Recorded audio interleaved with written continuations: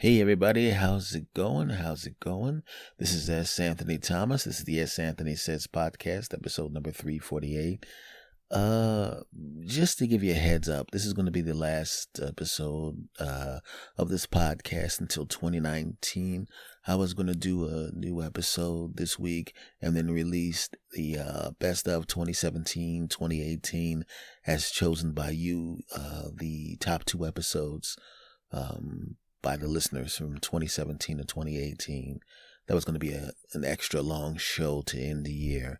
But as it turns out, I am dealing with a back issue right now.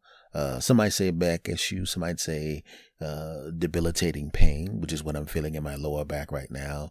So what I'm going to do is I'm going to release the best of episode here. So this is going to be the episode that you get today. And I'm going to take off until early January, mainly because of this whole back thing, because quite frankly, it feels like somebody's hitting me in the back with a baseball bat. So I can't necessarily be my normal jovial self and do this thing the right way, because I wouldn't be able to sit up in the chair long enough to finish the whole episode. So I'm going to just put this little preamble here, and I'm going to release that episode here, which will be episode 348. Best of 2017 and 2018 as chosen by you, the best two episodes or the ones that you chose from those 2 years.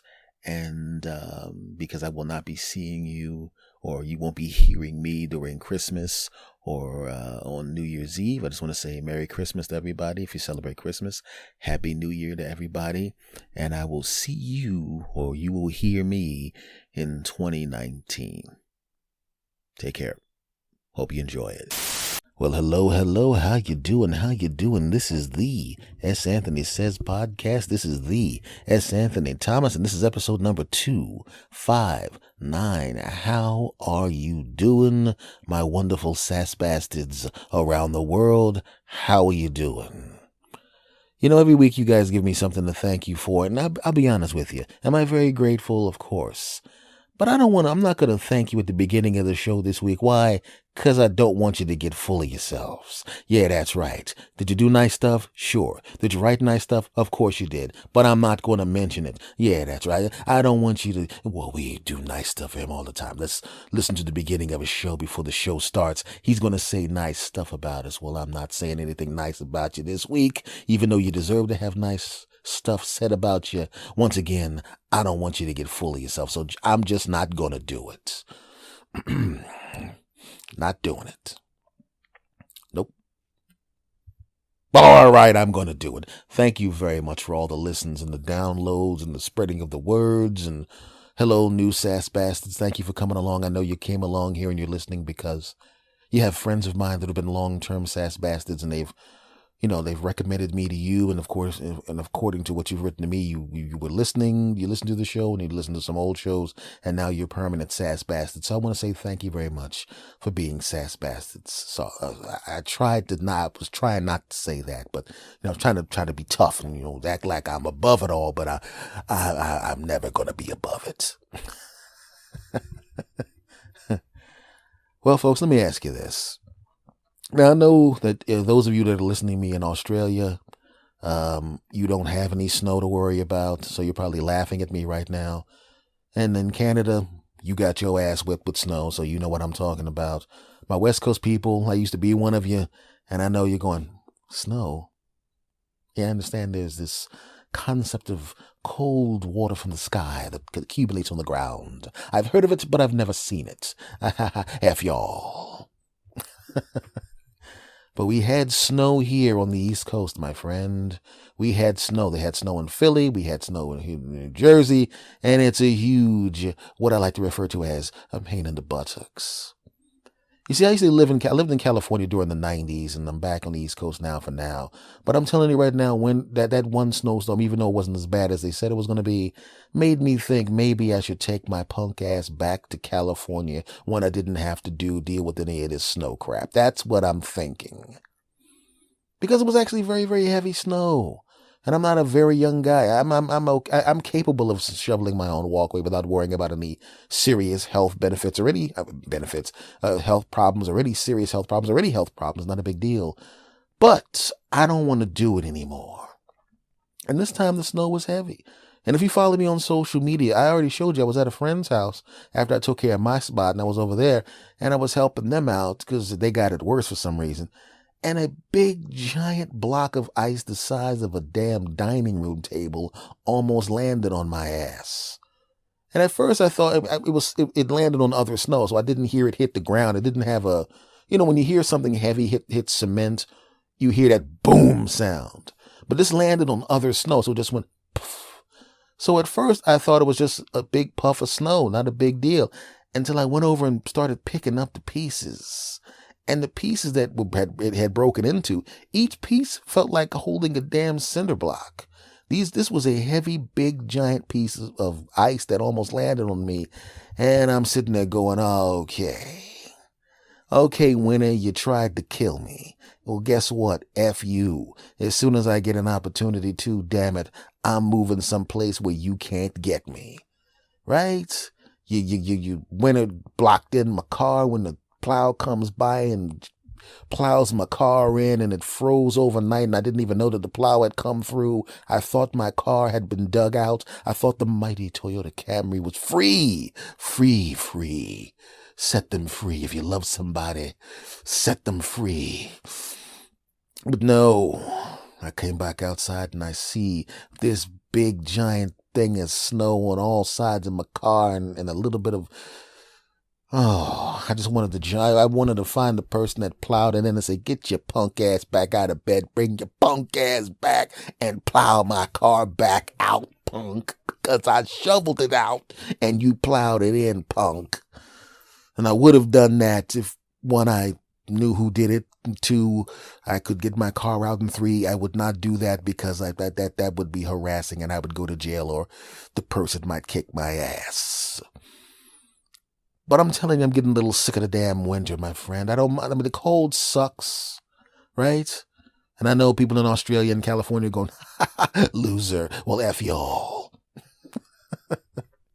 It's a big pain in the ass, man. It really is, man. It's like winter just comes in and it just messes up everything. I mean, it just comes in and just F's up all of your plans. If you have kids, you get stuck at home with your kids. If you don't have kids, you get stuck at home staring at wall-to-wall news coverage of the snow like they didn't know it was coming. Winter's like a bad ex that just keeps showing up and messing up things for you. Right? You made plans to go someplace and then they go, well, it's going to be 4 inches of snow.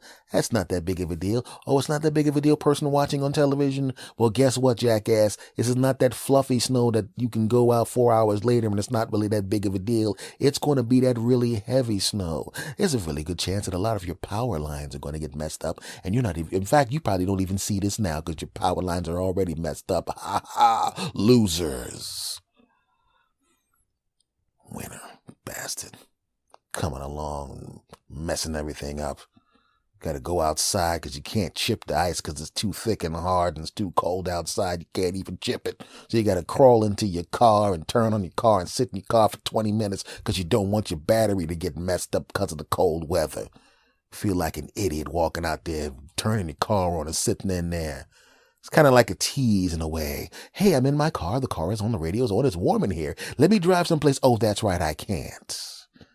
You feel like a little kid that, you know how the little kids ride those little stupid horses in front of department stores for a quarter. You feel like a grown ass man doing that. I was waiting for one of my parents to come up and go, okay, little S. Anthony, you've ridden in the Toyota Camry long enough. Come on, Mom, just a few more minutes. Shut up. What did your mother tell you? Oh, come on, Dad. This is you guys don't. I hate you guys. Dude, you're 48 years old. Aren't you a little old for saying stuff like that? Yeah, but you're making me get out of the mighty Toyota Camry. We're not actually here, jackass. This is a figment of your imagination. Maybe you should check and see whether or not some of that carbon monoxide is coming back into the car and you're passing out. Yeah, I think that's the problem. In the winter, God, I can't stand it. I've been climatized to the cold weather again, so it doesn't bother me like that. It's just a pain in the ass. And like I was saying, winter is like that ex that comes back and messes up your life. Comes back and just starts messing stuff up because it can. We've all been there before. I told you the story like several episodes ago, but since there's a new audience here, I'm gonna give a little paraphrased version of it. There was a girl I was attracted to. I thought she was a really, really beautiful girl. We're both in our 20s, and I just moved to California, and I was about to move in on her, and then I did move in on her, and then boom, boom, jiggity, boom, da boom, jiggy, boom, boom, jiggity, boom, da boom, jiggy. I'm trying to be delicate about it. How can I put this? I was banging the crap out of her on a daily basis. And I noticed that she had an ex. And everybody has exes. Oh, but this ex was nuts. And this ex's friends were nuts. And I have this thing about not being shot by large groups of nutty people. So I had to get away from her because he kept showing up. We're driving someplace and there he is. We're going someplace to eat and there he is again. And then I go someplace and there he is. And then I went, what are you doing with my girl, man? I said, she's not your girl. You broke up last year. You haven't seen her in a while. How do you know we've been gone for last year? Because I've been over at our house taking her to Drill City every day for a year and your punk ass wasn't there. Oh, she been doing it to my girl? You don't have a girl. Only girls you have are at the end of your wrists, punk. Okay, I did not say none of that because he was twice my size and carried weapons. F y'all. It's my story to tell. I'll lie if I want. But I had to get out of there, man. And the funny thing about it was I wasn't worried about her safety. He wasn't going to do anything to her. He was never violent to her. He was one of those guys that would damn near kill dudes near her. And I'm not really that invested in her. Because as it turns out, I was dating her in all honesty, I was only getting it on with her for like a month and a half. And then this dude started acting wacky. And I'm going, one of two things is going to happen. He's going to whoop my ass or I'm going to whoop his ass. And I'm not going to let him whoop my ass, which means I'm going to whoop his ass. And then his friends are going to try to whip my ass. And then my friends are going to try to whip their asses. And all of this because I don't think so. So I got the hell out of there. And it's not even gender specific. You've seen that before when you have a guy and the ex won't give up and keeps following around and doing crappy stuff, flattening the tires and breaking up the windshield and keying the cars and all of that crap. You've seen it before and they disappear and you think it's okay. And then as soon as you start getting happy, their punk ass shows back up and all of a sudden you find out your tires are slashed and you just gave sugar in your gas tank and your windows are smashed out and all of that crap. And just when you think you're out, and there they go again. Well, winter's just like that. Right? Especially when you go through a whole winter and there's no snow or anything like that, and there's no snow in the forecast, and you kind of get lulled into sleep. You get lulled to sleep and you're thinking, there's going to be no snow. I got nothing to worry about. What's the big deal? Dun, dun, dun, dun, dun. Dun, dun, dun, dun, dun. Hello, tonight on the news. I bet you guys made some plans, didn't you? You had some stuff that was going to be really cool to do. You probably had some business opportunities. You had some stuff that's so time sensitive that it has to happen at a specific time. And if it doesn't happen at a specific time, you're going to be ass out. It's going to mess up everything. You're going to have no chance to get this done again. You have to have it done at this exact time and this exact place. And the place that you're going is far away. It's far away. It's near the mountains. And guess what, jackasses? There's going to be 3 feet of snow. You're not going to be able to go there. And your plans are messed up. Oh, you probably thought you were going to do it over the internet. Well, guess what? The place is going to be in a place where it's rural and the power is going to be out. So nice try, jackasses. Oh, and it's going to mess up the phone lines too, punk. Nice try. It's over for you. That business opportunity is going to go through your fingers. Ironically, the same way snowflakes will go through your fingers. Ha ha ha ha. Winter. F you. And like I said, I'm a person that used to live in California during the 90s. And when I went out to California during the 90s, it was so good. Christmas time would come around and you'd see those stupid commercials. Rudolph the Red-Nosed Reindeer. Those old Rankin and Bass cartoons with animation would come on, those claymation craps. And you know it's Christmas time and you're walking around with a t-shirt and shorts on.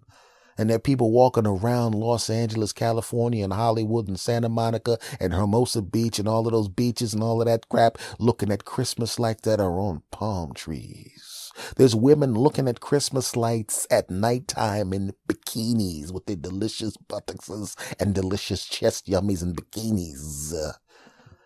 And this is Christmas. Christmas. It's December 24th, and what are you doing? You're on the beach throwing a frisbee, and it's 82 degrees outside, and it's Christmas, and the people back east are calling you up.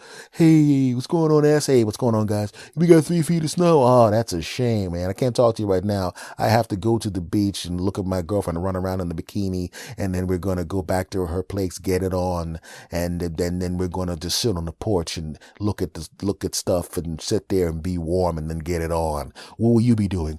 I'll be in the house getting pneumonia because all of the kids are sick. That's too bad.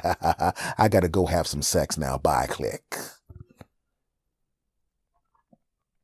But you get lulled into sleep, my friend. You live in California. You forget about that. Being in California, if you hate the winter, is like being in the witness protection program. You know the winter's just waiting to get a shot at you, but it can't. You're too far away. It's like hiding out from the mob. The mob doesn't know where you are. They're looking for you. They're waiting for you. They're just waiting for an opportunity. They're hoping you're dumb enough to come back so they can get a crack at you. You know that's what they want, but you're in California. You're too far away. The winter would like to get its hands on you. The winter would like to get you in an alley and beat you down. The winter would like to shake you down and take some money from your business. The winter would like to blow up your car. The winter would like to do all of that kind of stuff to you. The winter is like a mobster, and California is like being in the witness protection program, and the winter wants to kick your ass, but it can't because it doesn't know where you are. The winter doesn't even know that there is a West Coast because it's never been there. It doesn't even know what a West Coast is. It's almost as if the winter is one of those people that thinks the earth is flat. The winter just goes, I don't know anything that goes beyond the central time zone. I didn't even know there's a Pacific Ocean. Never heard of it. That's right. But I made the mistake of booking a bunch of gigs on the East Coast. Right? And I was going to go back, but I got stuck here doing some stuff. And next thing you know, life took over and I wound up staying here, and I didn't want to, even though I'm from here, but I didn't want to. And it's like somebody who goes back to visit family. You kind of fall into the habit of being back near where you were. Right? You think the mob forgot about your punk ass, don't you? Oh no. They were waiting for an opportunity. They were waiting for you to bring your dumb ass back. They were waiting, and you came back like a fool. You didn't just come back really quickly, say hello to everybody and disappear. No, you decided to stay, you dumb bastard. And you're sitting at home. They probably forgot about me. The winter probably forgot about me. The winter's not going to hold a grudge like that, is it? Hi, you dumb bastard. The winter's been waiting for you. The winter just said to give you this message. Hi. I don't know where you came from, but I know you're back, and I'm going to fuck you up really badly. Wait a second. Who told the winter I was back? We're going to have 5 feet of snow. We were actually only going to have 2 inches of snow, but the winter said something about, he's back, I've got to get him. And it's basically all S. Anthony's fault that we have 5 feet of snow, because the winter has been saving up lots of winter ass whippings for him, and we're all taking the brunt of it. Excuse me, person walking down the street, can I ask you a question? Yeah, what's going on? I don't know, I thought we were only going to get 2 inches of snow. I mean, what, did S. Anthony come back to New Jersey again? As a matter of fact, he did. Come on, man, you should have stayed in California. The winter's been walking around all year talking about the second you come back, he's going to really give it to you good, and it doesn't matter if he gets all of us too. It's your fault, man. You bastard. Go back to California.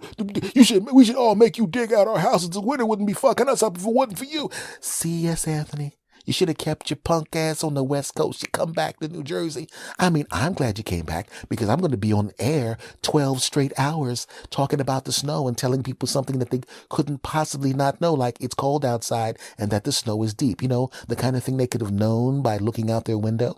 But I'm glad you're back, you know, and so okay, none of that happened. But I'm telling you right now, my friends, I don't like the winter. And I'm talking to you, winter. Plowing, making my car get stuck in your snow. Right? Then you're going to throw that table of ice at my head like that. Luckily, my cat-like reflexes may be able to get out of the way. Yeah. Well, guess what, winter? March is almost over, so it's moving into another season, you punk ass. And I'll be waiting for you next year. I'll be waiting for you. I know you're going to try to take a crack at me again. You're going to try to snow me in again and ruin my plans. But you know what I'm going to do next time winter comes around, punk?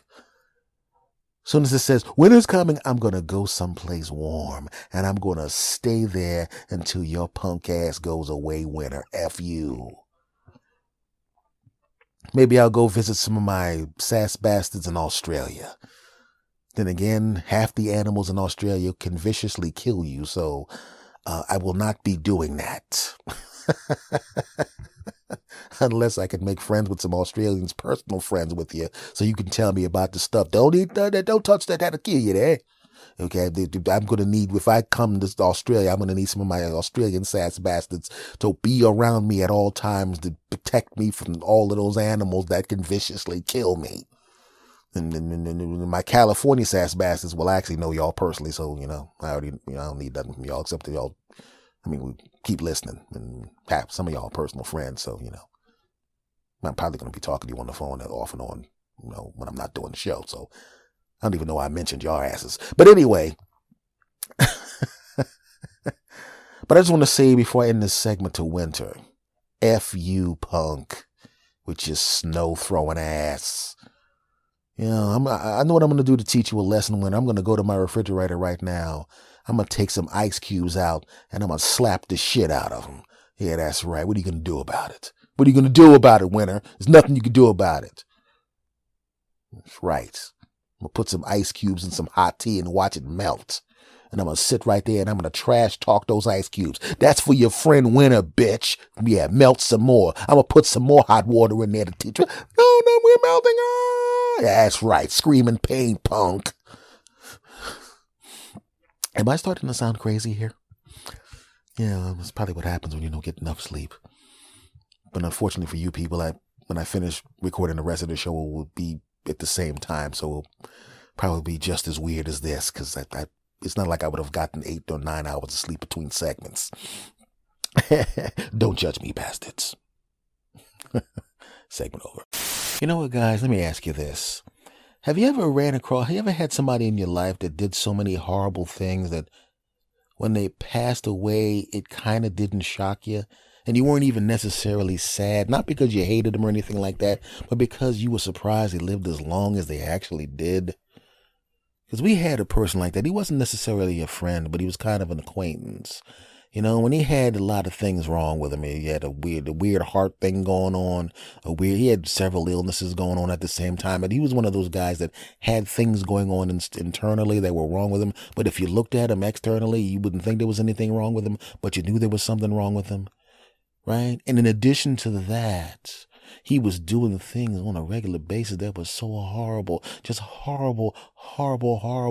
And you just were wondering there's going to come a time when it comes back and bites you on the butt. There's going to come a time when it's going to get you. It's going to come a time when it comes to get you, so much so that you were just waiting for a phone call to find out that somebody shot him, stabbed him, blew him up. He died of this, he died of that. You were waiting for that phone call. The same way, if you have a sick relative, and you know the inevitable is going to happen. Grandma has this and she's 87 years old and she's been sick for 7 years, and you know it's going to come. There's nothing anybody can do about it. You're waiting for the phone call. And sometimes, even in that case, with the extremely old relative who has the extreme illness, they hang on for such a long period of time.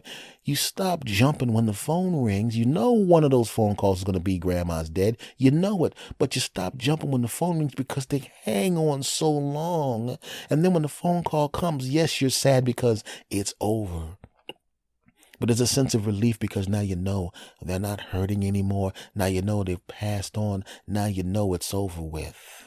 And even though you want them to be around, it's over with. And you know it.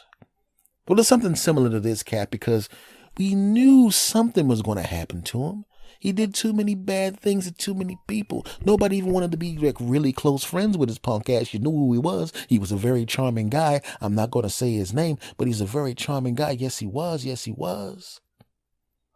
But he was one of those guys, you look at him and you're going, this guy is never going to see 30 candles. In fact, he ain't going to see 25 candles. If he sees 25 candles, okay, he's not going to see 25 candles, but he did see 25 candles. And we were like, man.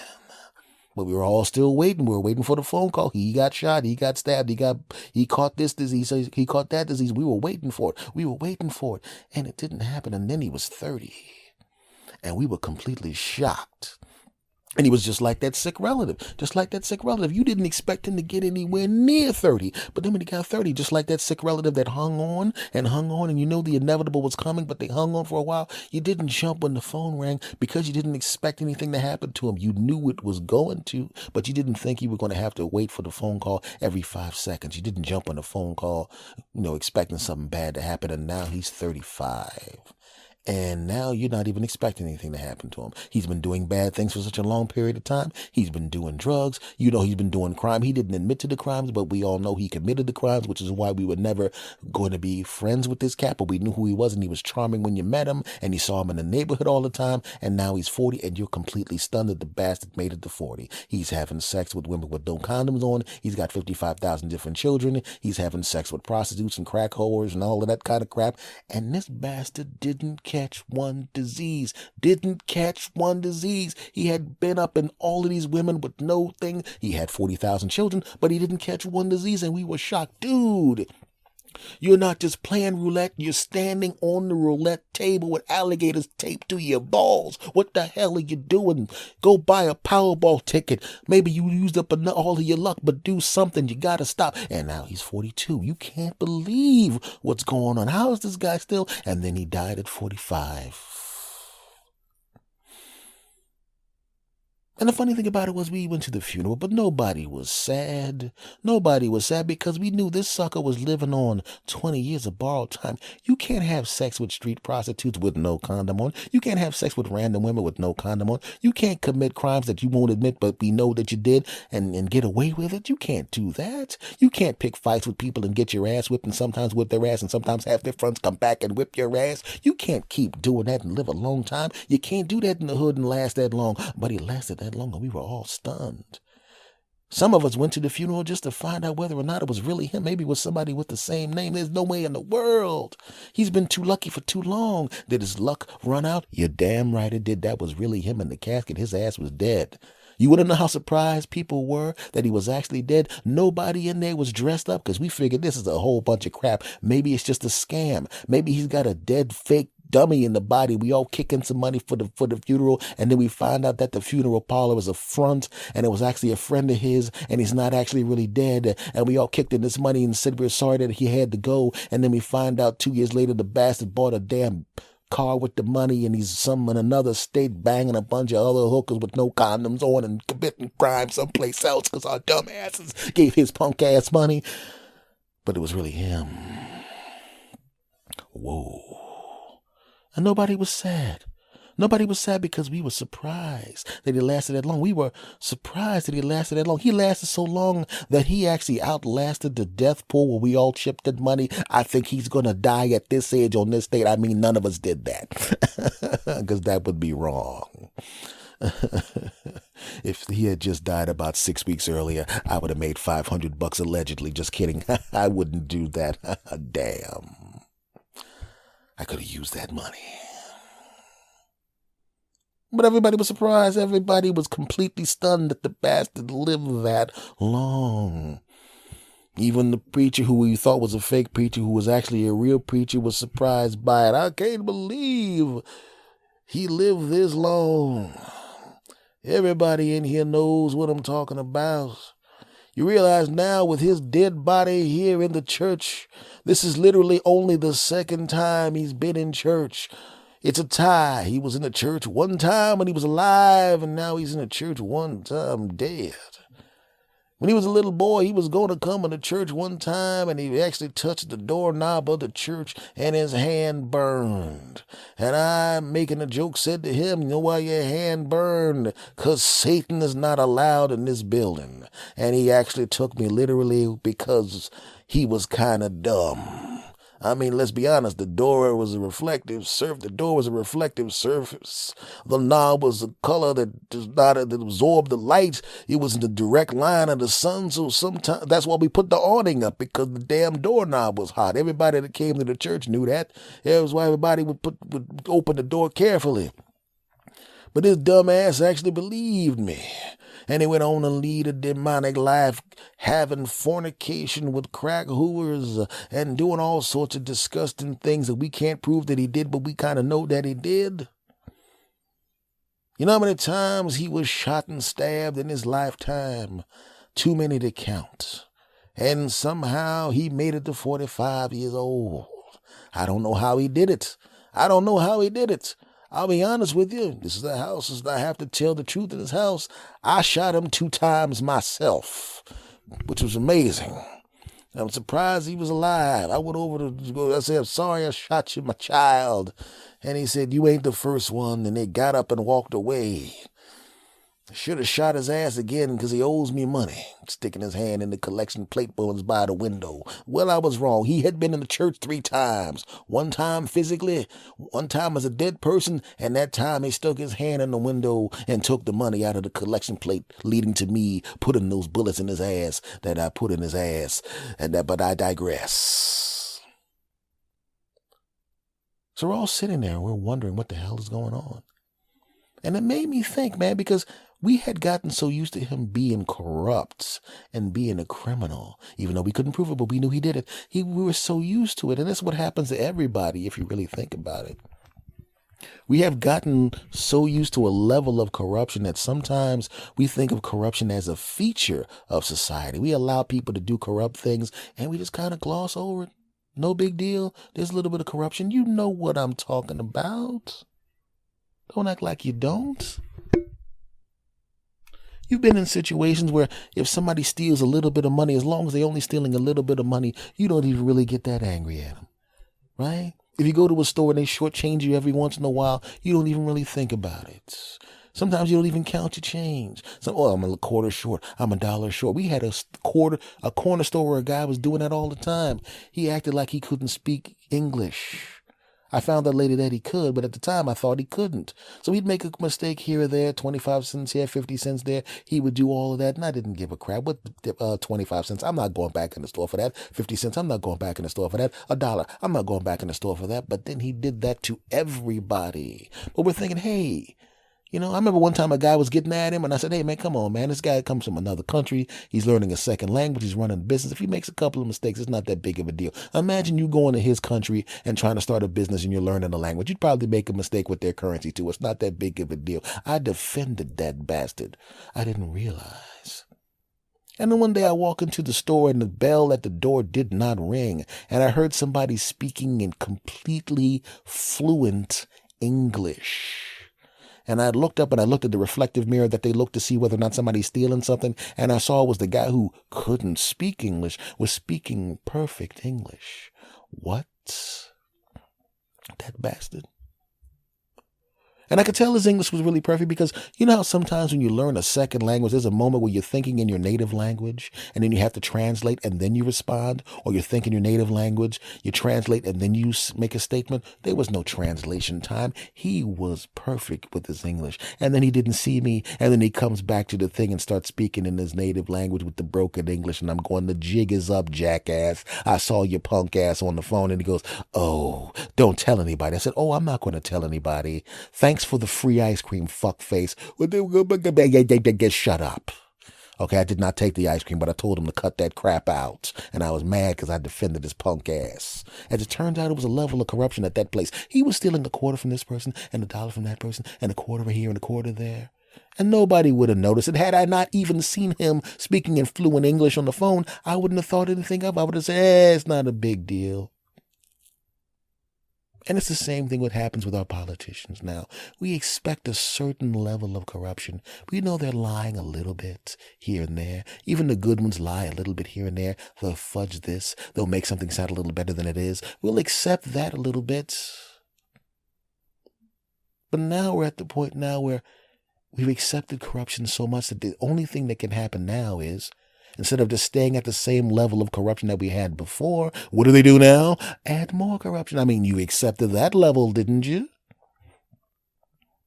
And whose fault is that? Right? Like that guy in the neighborhood, we could have all just said, listen, don't hang around us as long as you're acting like that. Maybe he would have changed the way he was. Maybe he would have had less stab wounds and bullets in his ass. Maybe he would still be alive. Who knows? But we accepted that level of corruption from that jackass, and we didn't say anything, and we just let him go about our business. We didn't hold him accountable. We just said, well, that's just how he is. He, and laughed at the stories. And what happens? His ass is dead. And when we look at the politicians that we have, whether we're talking about locally or nationally, like I said, we've accepted a certain level of corruption. And when you let that be the baseline, there's only one place to go. They're not going to go, we've been corrupt for so long and the people have been nice about it. Let's be a little less corrupt and make sure that they have some benefits and some health care and make sure that they're educated and make sure that there's some infrastructure and make sure that the water's clean and make sure that they're not going to do that. What do? More corruption. And whose fault is that? Right? That's our fault. Because they can't do shit unless we let them do shit.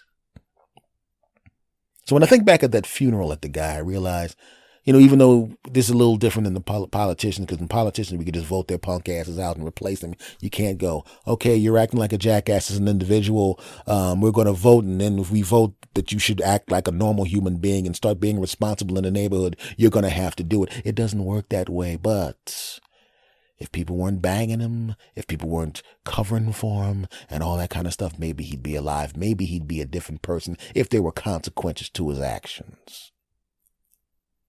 And I think it's the same thing with our politicians. If there are consequences to their actions, when they do horrible things, when they lie, when they steal, when they take away this, when they take away that, and you see them doing all sorts of awful things, instead of making excuses for their punk asses, if we actually hold them accountable, maybe we can get things done.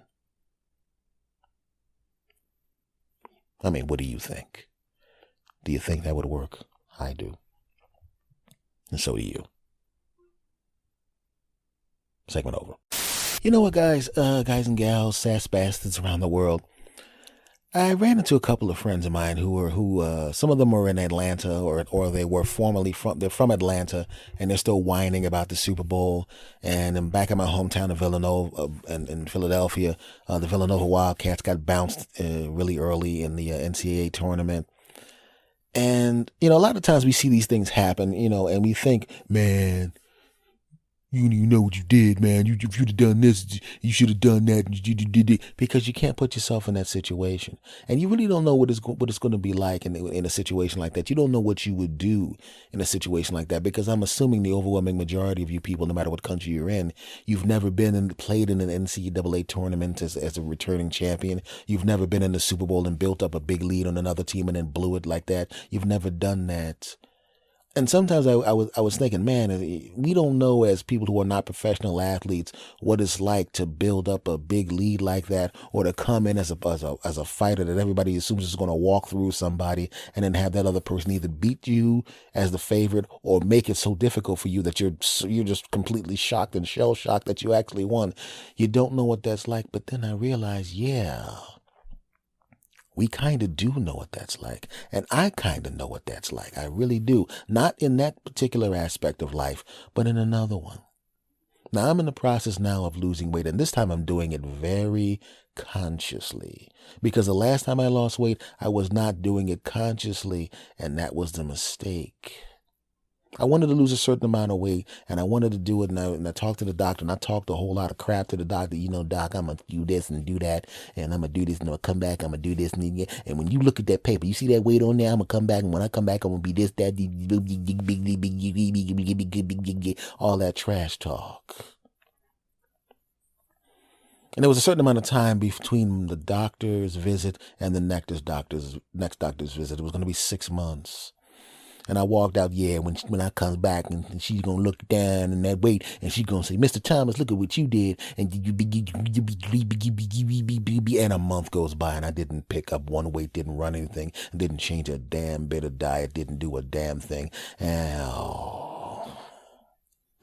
now there's 5 months to the next doctor's visit. That's all right. I still got 5 months, and you know what? You know what? I messed up that month, but this next month, damn it, I'm gonna eat good and lift good and do double lifting and triple lifting and quadruple lifting and all of that crap on the one double marathons and triple marathons while carrying a bus and double diet water and all of that crap. And another month goes by and didn't do a damn thing. Actually, that's not true. I lifted weights really good and had a good workout one day, and then after that, well, I have a skip a damn little sore, and I wound up skipping 29 more days. Month 2 goes by. I have 4 months to the doctor's visit. Oh no. Well, that's all right. I still got 4 months. Damn it! I'm gonna run quadruple marathons, lift double, quintuple workout, and eat double diet half water, double diet water cube, double water sandwiches, and all of that crap. That's what I'm gonna do. Damn it! And if I do that, and the 2 weeks goes by, now I have 3.5 months. Oh no.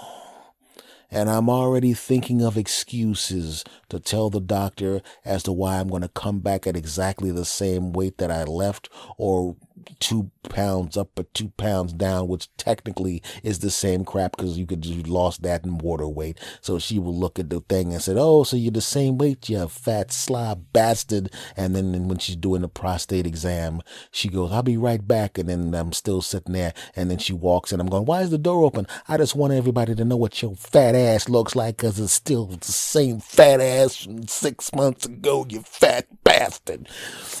She wouldn't do that. But I felt bad. And I'm already making excuses in my mind. I fell down some stuff, and thing happened and there was so much stuff happened, and this happened and that happened, and bullshit excuse 1 through 50. And the doctor will just look at you and like, do you really think you're the only person that gave me horse crap excuses for not working out? I should pimp slap you in the mouth with the back of my hand, come back with the front slap, pimp slap you again and come back with the front slap. And before you get mad, I'll just tell you it's a new therapy called pimp slap therapy. And you'll have to take my word for it, because I'm a doctor and you're not. She would not do that. But I said, I got to do something. I got to show some kind of something. I got 3.5 months to go. I can't do this again. So what did I do that time? I just said, I'm going to work out 45 minutes a day, 6 days a week. I'm not even going to schedule the workouts. I'm just going to know today I got to do something for 45 straight minutes. And that's what I did. And I just kind of carved out 45 minutes. Sometimes I stayed up later than I wanted to, or woke up earlier than I wanted to, and I got it done because I just said, I got to do this. Because a lot of times when people don't want to work out, I really just don't have the time. And in many cases, and this is not everybody, obviously there are people that are literally overwhelmed with crap and literally just don't have the time and just physically can't do it. But a lot of people, some people like me, I could do it. It just means I had to give up something else. And I had to ask myself, once again, this is my situation. Don't be annoyed going, well, I'm busy. If you really are busy, this doesn't apply to you. This just applies to people who really aren't that busy and are in fact making a horse crap excuse, which was my case. And I realized to get that 45 minutes, like I said, I either had to stay up a little later or go to sleep a little early. Well, it didn't make sense to do it at night because it would just make me go to sleep. It would take me another extra hour to go to sleep after working out. So I had to stop doing that, even though I did have to mix those in sometimes when that was the only time I could work out. Or I'd get up early and there would be somebody who'd bother me in the morning or call in the morning and engage me in some conversation about something that was important. But somehow I had to get it done. So what I started to do was I started to either find a television show that lasted an hour, and I'd wait 15 minutes into the show and I'd work out for the rest of the show. Or when I was supposed to go and hang out with friends and do some stuff, they'd go to a bar or something for an hour or so, or hang out or something like that. I said, I can't do that. I'll meet you guys on Sunday. We'll hang out on Sunday, but I got to take care of this. Or we'll hang out on Saturday, but I can't do it during the week because Monday through Friday and one day, either Saturday or Sunday, I got to get that workout in. And depending on when I get the workout in, that's when I get to hang out with you guys, but I got to get it done. And they respected that. So I finally got my routine down. The first 2 weeks was difficult. The last 3 months, it was just basically get up. And at some point during the day, no matter what, get that 45 minutes in. And I just did it and did it and did it and did it and did it and did it methodically. And I didn't even pay attention to what was going on. I just kept doing it.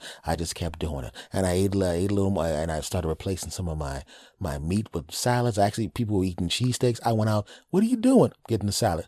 What are you, a salad eater now? And I would go home and I would chop up my salad and I'd put it together. And sometimes I'd put it together and I'd bring it with me. And they're eating cheesesteaks and double hoagies and triple hoagies and quadruple pizza and double pizza hoagie pizza hoagies. And I'm eating my salad with little tuna on it. And they're looking at me like, what are you, a punk something?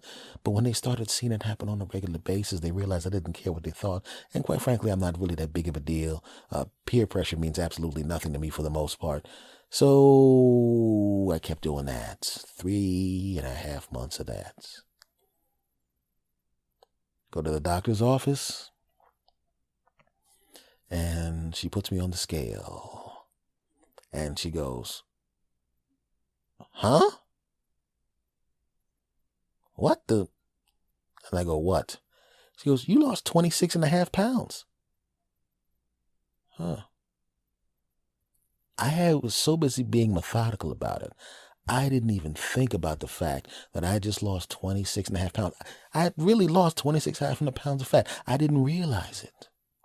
And what I started to do was I started walking around. I was all full of myself now, right? I was right around where I told the doctor I was going to be. Of course, I expected to do it over 6 months, not 3.5 months. But I hit the number and the doctor was like, oh, you really did it? You really did? You said you were going to lose 25. You lost 26.5. Yeah, doc, you know how it is. When you big start building myself up like I'm some kind of, I would go places and people who hadn't seen me in a couple of months. Oh God, you look so good. I can't believe you look good. Ooh, you look good. You look good. Look good. Little muscles. You look good. And I started getting full of myself. The same way a boxer gets full of himself when he goes into the ring with somebody he's ranked so much higher than. He should be able to walk in there, knock this guy out real quick, and schedule his next fight for 2 weeks from now. Because let's be honest, one punch, what difference does it make? It ain't like I'm hurt. Round 7, you're bloody. You're ahead on the cards, but you're only ahead by 1 point. I should have knocked this guy out a long time ago. What the hell is this? Football team. I'm up by 25 points. It's tied. What the hell? Or football team. I wish we should have blown this team out in the first half and we're down by 6. What the hell is this? And I got full of myself. Right? So the doctor's expecting me to come back and have lost another 25 pounds. And then, we're done here. Your weight loss over, done, finished. Yay. I come back and have 13 pounds heavier the next time she sees me. What the hell? And then the next time I come back, I'm back at the weight where I was the first time. Damn it.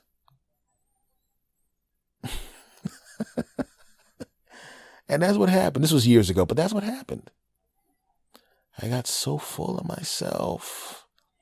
And when I sat back and I thought about it, I realized it was very similar to those teams.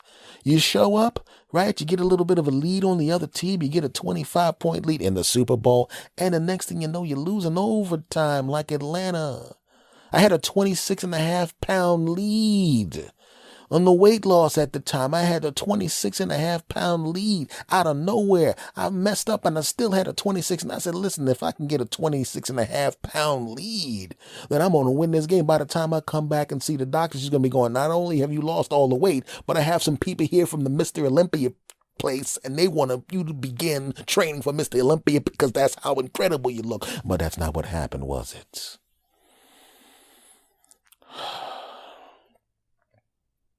So I was driving down the road and I was listening to people talking about Villanova losing in the first round, and people were still dissing the Atlanta Falcons for getting their ass whipped in the Super Bowl. I mean, they didn't take a bad whipping, but they had a big lead and lost it. And I heard some people talking about a fighter who should have just whipped the behind of the person he was in the ring with and barely got past them. And everybody talks this crap, and I realized I can't talk crap like that because I had a 26.5-pound lead and blew it. Well, I'm sure that at some point in your lives,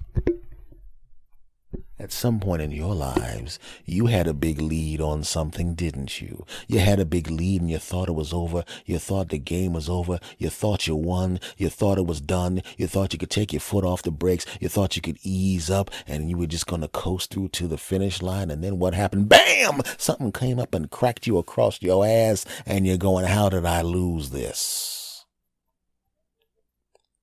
But the good thing about life is you get another opportunity to do things, don't you? You get another chance, don't you? You get another chance. You get another freaking chance to try again. And this time, as I lose weight, I'm doing it as methodically as I was before, but this time I'm very conscious.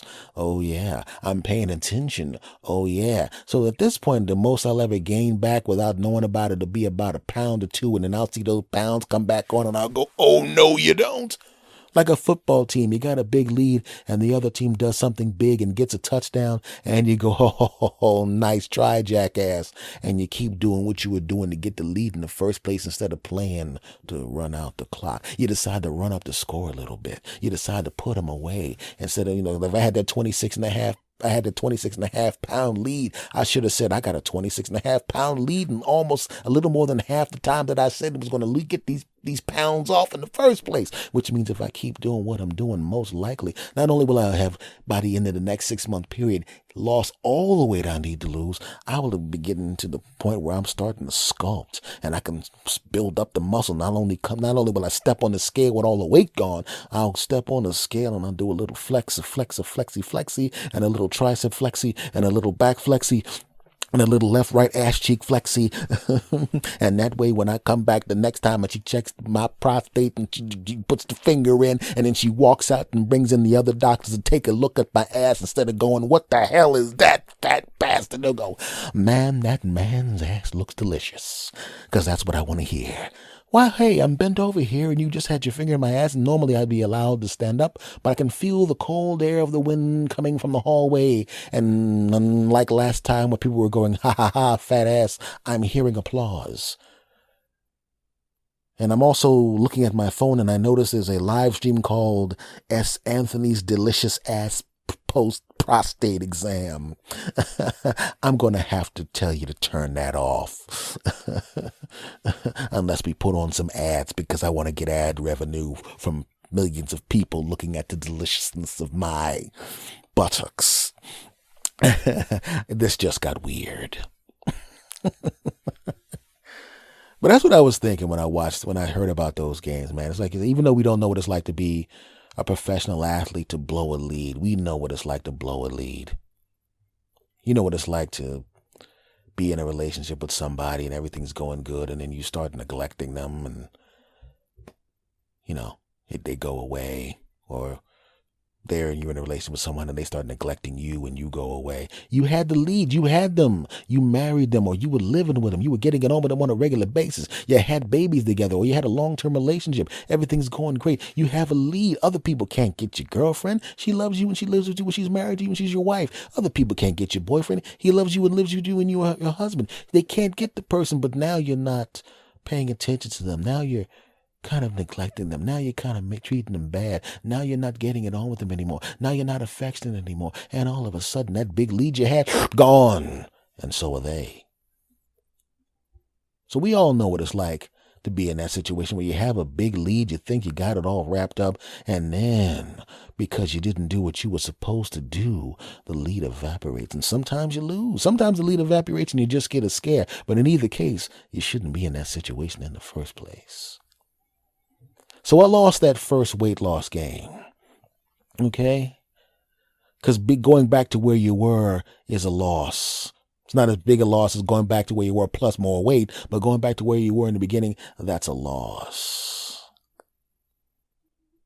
But this time, I'm starting to take the lead again, and this time I'm watching the clock, and this time I'm watching what the opponent's doing, and this time I'm making it to a point to do what I'm supposed to do, and this time I'm not going to stop running up the score. I'm not going to stop running up the score till the clock says 0, 0, 0, 0. Oh, yeah.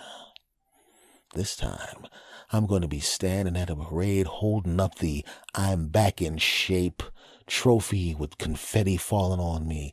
And I'm going to be going, I got it. It's done. It's over with. And then I'm going to hold up the next trophy called maintenance. Sorry, fat ass. You're gonna go, and you ain't invited back. Here's your eviction notice. So come on, guys, you know what I'm talking about. There's something that you're doing or something that you didn't do or something stupid going on around you where you built up a lead and you should win that game and you started messing up. It's time to win, my friends. It's time to win. Oh, yeah. Ha Segment over. Well, folks, this has been episode number 259 of the S. Anthony Says podcast, and I want to thank you guys very much for tuning in. Much love to every last one of my sass bastards around the world. Much love to my sass bastards in Australia. Much love to my sass bastards in Canada. Much love to my Great Britain and my UK sass bastards. Of course, my American sass bastards and the other places that that are listening that I don't know are listening right now that are listening in the future. Thank you to you too as well. This podcast, the S. Anthony Says podcast, is available on iTunes, Stitcher Radio, TuneIn Radio, Google Play, iHeartRadio, and the Podcast Revolution Network.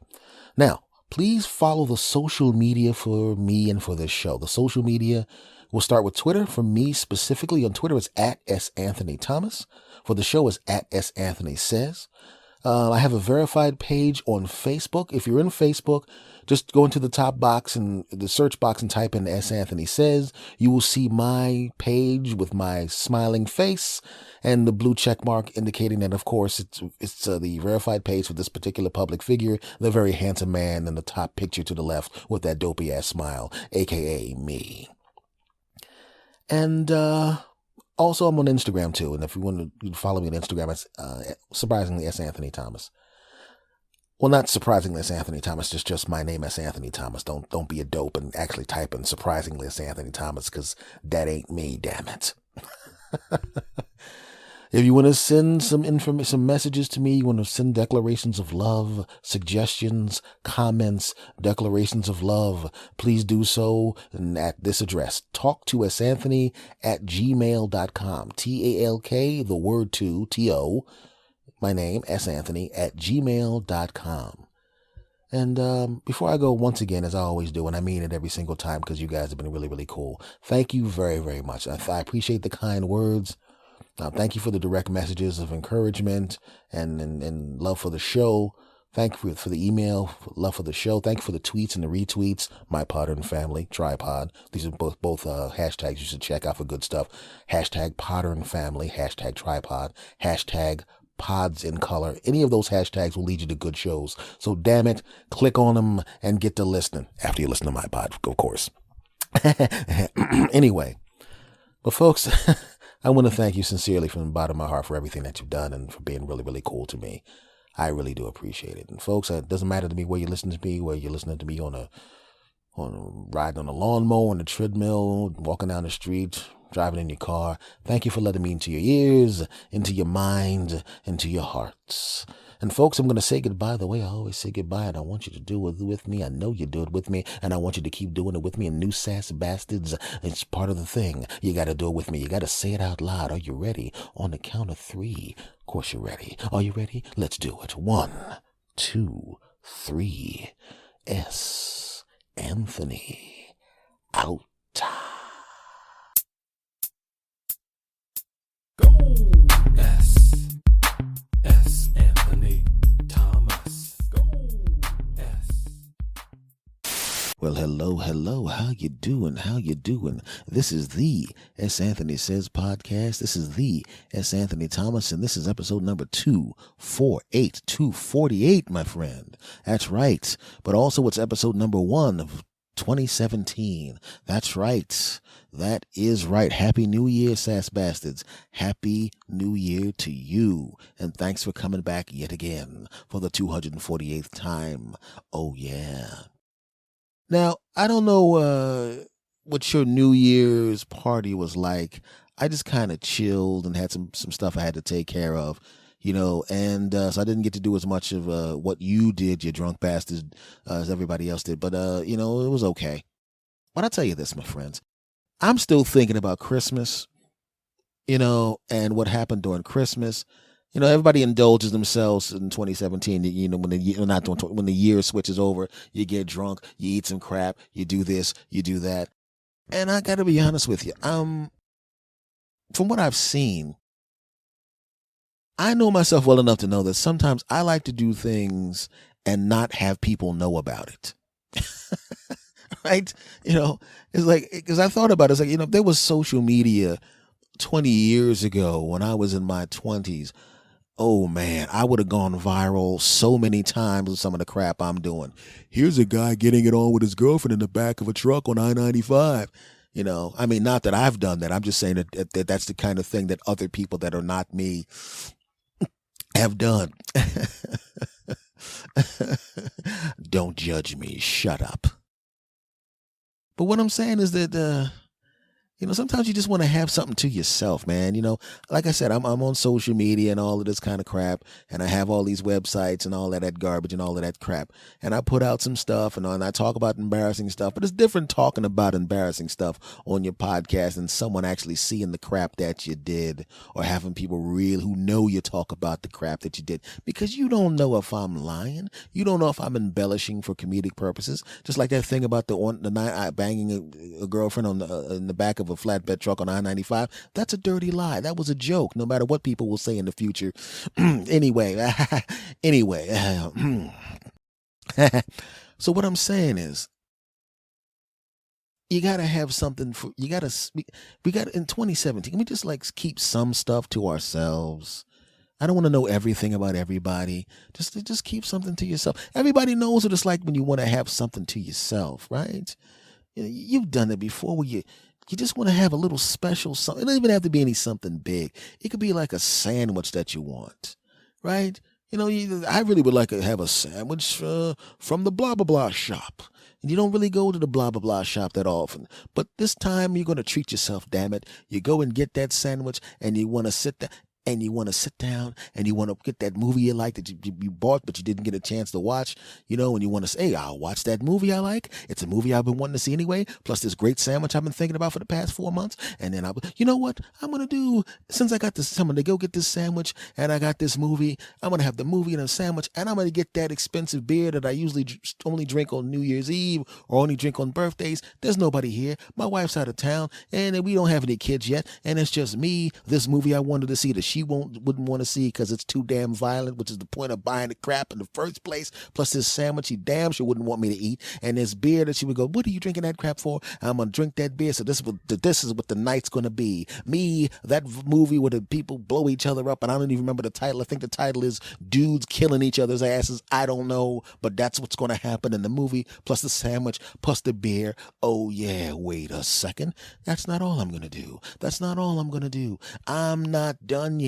I like chocolate cake. I love chocolate cake. My wife says I'm on a diet. Well, guess what? She ain't here. So now I'm going to get that movie I wanted to see where the people whoop each other's asses for the whole movie. Where, in fact, the people that were making the movies whooped each other's ass while making the movie, but that was in tabloids, and that's not important. The movie is about people whooping each other's asses, the damn sandwich I'm not supposed to have, the beer I'm not supposed to have, and the chocolate cake I'm not supposed to have. Damn it, I'm having it. And what is cake without ice cream, right? What is cake without ice cream? Damn it, I'm going to have the movie where the people whoop each other's asses. I'm going to have the sandwich I'm not supposed to have. I'm going to have the beer I'm not supposed to drink. I'm going to have the cake I'm not supposed to have. And I'm going to put on top of that cake some ice cream I'm damn sure not supposed to have. And it's going to be a wonderful night. And I'm not done there, damn it. I'm turning off my cell phone. I'm turning off my home phone. And you know what I'm going to do just to make sure nobody comes and knocks on the door just to say hello? I'm parking 7 blocks away. And then I'm going to go home. People are going to see that my car's not there. I'm going to have the lights out. I'm going to watch the TV through headphones so no one can hear the TV. I'm going to pull the shades down, and it's all about me, damn it. It's all about me. Oh, damn, yeah. And that may seem like an exaggeration, but let's be honest. You've done it before. Don't act like you haven't had a meal you really wanted to have and you prepared yourself for that meal in a way that other people might think is stupid. Right? Now, granted, the scenario that I just set out was definitely not me. It was someone else, just like the person who was getting it on with his girlfriend in the flatbed of a truck in I-95. That was not me. And also this whole thing with the drink, the movie, the sandwich, the ice cream, the cake, and that was also definitely not me. No matter what happens in the future, if someone who's a friend of mine confirms that all of that was me, that whoever that person is who is listening to this podcast, and I'll kick your ass if you open your mouth, even though none of that was me. Don't judge me. Shut up. But I had a friend who was almost as embarrassing with some stuff, man. You know, now granted, me personally, like I said, none of that was me. That was a hypothetical person. But I had a friend who loved pasta. Wasn't supposed to eat it, but loved it. Was not supposed to put it in his mouth, but loved it. Loved it, loved it. So when he 99% of the time, he stayed away from it. But there were times when he was going to have his damn pasta, and I shouldn't have said 99% of the time. I should have said 70, because sometimes he ate it. But it was enough to just eat a little bit of pasta. When he ate pasta, he really ate pasta. When he ate pasta, he shoveled it down. When he ate pasta, his body was 74% pasta. Yeah, I said it. So what did he have? We called them pasta pants. He had a certain pair of pants, and this is no joke, where he would literally put those pants on in preparation of the amount of pasta he was going to eat. He would get one of those big things, those big tins of pasta, that if you stuck your hands out from your shoulder out and extended your hands horizontally, well, the pot would take up that amount of space, and the pot was deep, and he would shovel pasta in his face in his house by himself. And we would go over there. Hey, man, what's going on? Hey, guys, come in. Like there's a key underneath. You know where the key is? It's underneath the flower pot. Let yourself in. You all right in there? Yeah, all right. Oh my God, he might be sick. Let's get in there. And you see his punk ass sitting in a chair, in his lazy boy chair, laid back, looking like he just took 2 shots of heroin, and he's laying there, and his stomach is a little extended, and he's got his hands on his stomach, and he's got a smile on his face, and he's like he's high. And we think, oh man, are you high? And then we see the empty pasta tin the size of a mattress on the floor, and we're going, oh. And we look at him, he's got his pasta pants on. Yeah, pasta pants. We've all done those things to prepare ourselves for meals and stuff like that we just want to have to ourselves. I've even done it, and I know what you're thinking. Well, in the beginning of this segment, obviously it was you that had his girlfriend banging the crap out of him in a flatbed truck on I-95. You can't prove it, and you're the one that had that stupid meal with the movie with people whooping each other's ass, the sandwich, the drink, and the coke cake and the ice cream. Haha, you can't prove that either. But this actually is me, because I'm willing to admit to this. But when I said just now that I'm willing to admit to this, I'm not admitting that I did the other stuff. I'm just admitting to this part. Don't judge me. Shut up. But there was an ice cream sandwich that I liked that was a long way away from my house. It was a really great ice cream sandwich. It's kind of ice cream sandwich with a chocolate chip cookie on the top, chocolate chip cookie on the bottom, and a really good ice cream in the middle. And it was better than the other ice cream sandwiches that I had eaten before. Good enough, almost good enough to make the trip to get to the place, but the place was a bit of a hike away from the house. But sometimes on my travels, I was within 2 miles of the place. Within 2 miles of the place. And if I was within 2 miles of the place, I would drive the 2 miles to get the crap. And one time I said, you know what, damn it, I'm not going to eat this in the car. I love this sandwich so much. I want to actually just sit back and enjoy the ice cream sandwich. And this time I didn't get the small one. I got the bigger one. Yeah, it was too much, but so what? I'm a grown man. Mind your business, you bastards. I'm getting it. So I go up to the counter and I say, hey, it's Anthony, you're back. Yes, I know what you want. Well, hey, no, not that one. That one. You can get the big one? Mm-hmm. But it's twice as much. Not a problem. And I give the money and I put it in there and I put the sandwich in the trunk. It's a little colder outside because in the car I like to keep it 70 degrees. I put the ice cream sandwich down there. I got it in the trunk and I'm going, ha, ha, ha. And I'm driving home. And this will show you how much I like the ice cream sandwich. You know how sometimes you're driving down the road, you got a bit of a hike to get back to your place. You turn on a podcast, hopefully this one. You turn on the radio, forget the radio, turn back to this podcast. Or you want to listen to the news, F the news, listen to this podcast. And you're driving home and you're thinking about the thing that you're listening to, which better be this podcast. and you're just enjoying the process. And in the back of your mind, you want the ice cream. You go, oh yeah, when I get home, I'm gonna have this ice cream sandwich. Well, in my case, it didn't matter what the hell was on the radio. It was like, I wish that radio would shut up so I can think about how much I'm gonna tear that ice cream sandwich up when I get home. I'm gonna tear that thing up real good. I'm gonna destroy that ice cream sandwich. That ice cream sandwich is gonna be a begging for mercy. Please, Mr. S, you're devouring me too much. Shut up, ice cream sandwich, and just take it, because this is what's happening. I'm punishing you for being so delicious and so far away from me, so I can't have 3 of you a week, you piece of shit. And now we're home.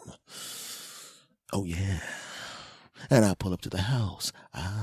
And there's nobody there. Ooh. So I'm going to be able to sit there, watch YouTube videos where people are complaining about each other over stupid crap and eating my ice cream sandwich. And then I go in to take the bag out. I pick up the bag, and it does not seem to have the same consistency that it had when I picked it up from the store. What the hell's going on? I go in the house. I pop open the bag, and it had melted down.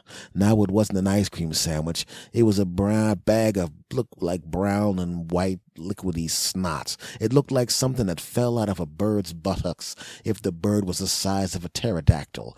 Oh no. All that driving, all those positive thoughts, all that time I'm sitting there thinking about how much I can't wait to get my mouth wrapped around that damn ice cream sandwich. And what do I have now? Nothing. And I'm pissed the hell off. You know what I'm talking about. Now, just like my friend had the pasta pants, and just like that guy that wasn't me collected all that food from different places that he wasn't supposed to eat, who definitely wasn't me, I now knew that when I was going to have that ice cream sandwich again, I needed to prepare myself. I needed to be ready for the damn ice cream sandwich, damn it. So this time I said,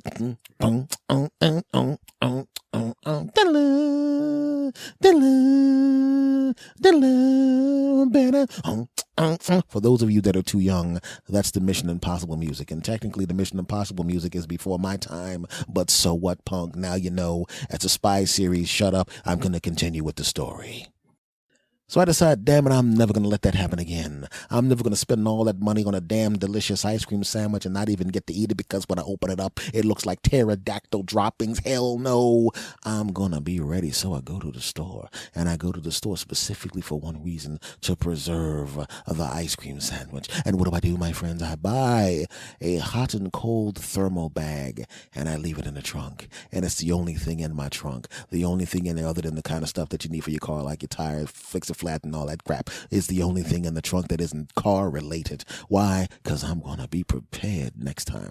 Just like when I was with that girl and we were with a bunch of friends, and she said, oh yeah, I told you need to be more spontaneous. I said, I'll show you spontaneous. And then we climbed through the window, took off our clothes, and I banged the crap out of her on the back of a truck. Like I said, that was not me. You know, and it definitely was not me that knew that she was going to say something like that and made it a point to have condoms just in case she wanted to give up some delicious buttocks. But that's beside the point. That was definitely not me. What I'm saying is, the person that wasn't me made it a point to have fresh condoms in his pocket. So when his girlfriend tried to do one of those I challenge you things, and that what he knew was going to lead to banging, she was saying all that crap thinking he wasn't going to be prepared. Then he whips out the condom. She smiles, he. And then he takes her to Pound City, and then she takes him to Bangville. But that definitely was not me. It was someone else. Mind your business. The point is, be prepared, and I was prepared. I had the hot and cold bag in the trunk, and I didn't know when I was going to go back to that place, but I knew I would. And eventually, 3 months later, I wound up back at the ice cream sandwich place, and I get the ice cream sandwich. I'm sitting there looking at the ice cream sandwich. I'm going, oh, damn it. I'm going to have to eat this now. I'm not going to get to enjoy this at home. Damn, wait a second. Open up the trunk. There's the hot and cold bag that I had purchased 94 days earlier. I open it up. I throw the ice cream sandwich in the hot and cold bag. I close the hot and cold bag, put it back in the trunk, close the trunk, get in the car, drive home. And the whole time I'm driving, a little bit faster than I'm going. Even if I get a speeding ticket, damn it, it's worth it. It's worth it. I'll take the speeding ticket just to make sure I can enjoy this delicious sandwich. Huh? Speeding tickets are $100. I will not get a speeding ticket, not even for this damn sandwich. I'm not an idiot. And I'm driving home, and the whole time there's sweat pouring down my face. Is he going to make it? 7 miles. Let me turn on the radio. In the news today, it's going to be a lot warmer. How much warmer? So much warmer that even if you have your ice cream sandwich in a hot and cold bag, the weather's going to fuck that sandwich up. Ha ha. Shut up, news guy. Click. And I start speeding up again, and I see police officers. And I'm not going that much over the speed limit, but I'm not going to go too much over the speed limit. I slow back down, and I'm driving with the thing, and I got to squeeze the steering wheel, and there's more sweat dripping down my force to turn the radio back on. If you're not home with your ice cream sandwich by now, it is probably looking like a big bag of pterodactyl droppings. Shut up, radio guy. Turn off the radio. 3 miles. 2 miles. 1 mile. There's that block. Pull up to the driveway. Turn off the car. Put this club on the car. Get out of the car.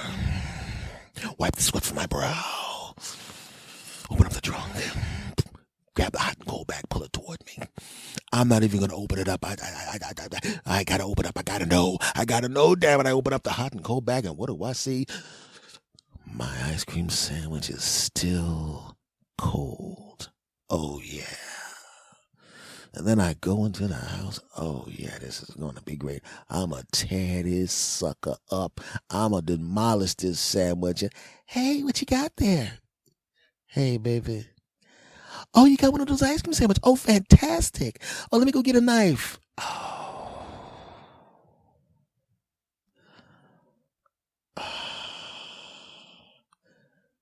And now I have to share the ice cream sandwich.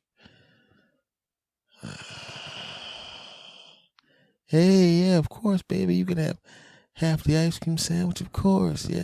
Oh, you cut it in half and your half's a little bit bigger. Oh, that's okay. That's not a problem. That's not a problem at all. You know, I like to share with you.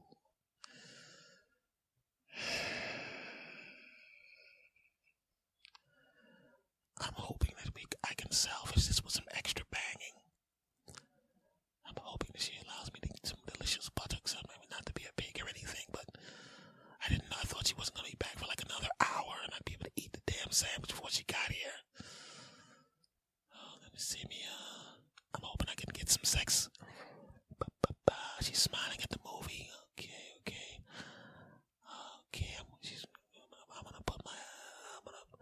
I'm gonna sit next to her. She puts her leg over my leg. Great. She put her leg over my leg, and she put her head on my shoulder. Okay, this is great. Now, so far, this just means that she's in a good mood. Now, granted, she ate more of my damn ice cream sandwich, but if I wind up with some extra, see, the thing is, I know when we go to sleep, I'm going to get some delicious buttocks. But if I can get it on with her on the couch now, I'm going to get to have sex with her now and when we go to sleep. Okay, the movie's, see, I'm going to play it. Okay, I'm going to try it. I'm going to do one little quick sex move to see if she's into it. Okay, hands over her shoulder, hands down her right side of her body, hands on her leg. Okay, ease the hand to the buttocks and jackpot. She looks up at me and smiles. Oh, this is great. I'm actually going to have extra sex tonight. Well, I got news for you. She may have messed up my damn sandwich, but if I'll take the sex too. So this is great. I'm going to wind up with 49% of an ice cream sandwich and some extra delicious buttocks. This is great. I mean, you know, I really can't complain about this now, you know.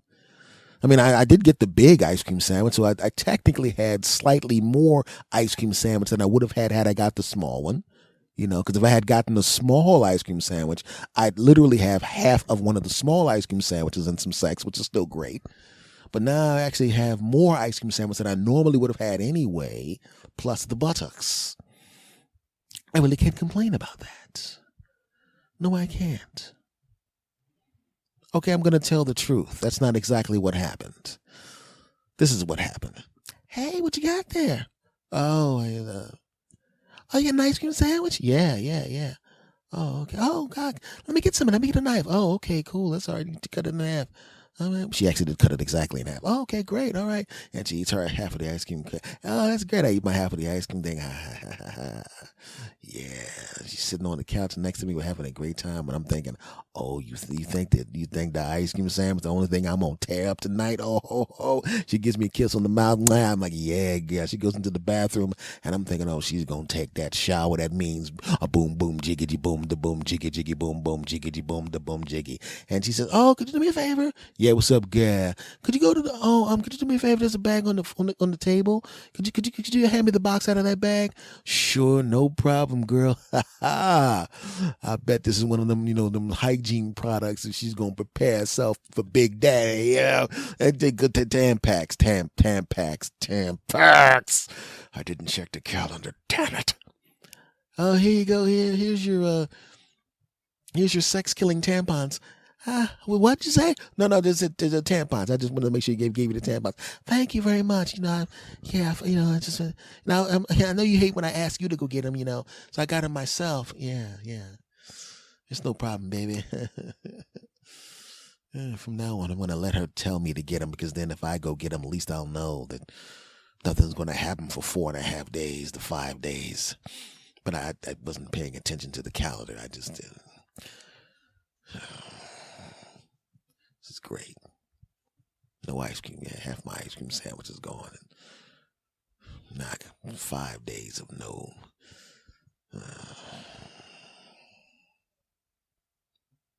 it. Now you see what I mean. Sometimes you just want to have a little bit of something to yourself. You just want to prepare yourself to have that one little thing to yourself. You hold on to it, and then you can't have it. It's not the only scenario where something gets messed up too, man. I mean, this is something that happened to me with a friend of mine.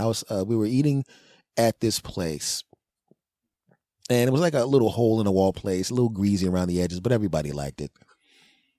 And we're sitting there eating our sandwiches, and a fly lands on this dude's sandwich, right on the side of the sandwich.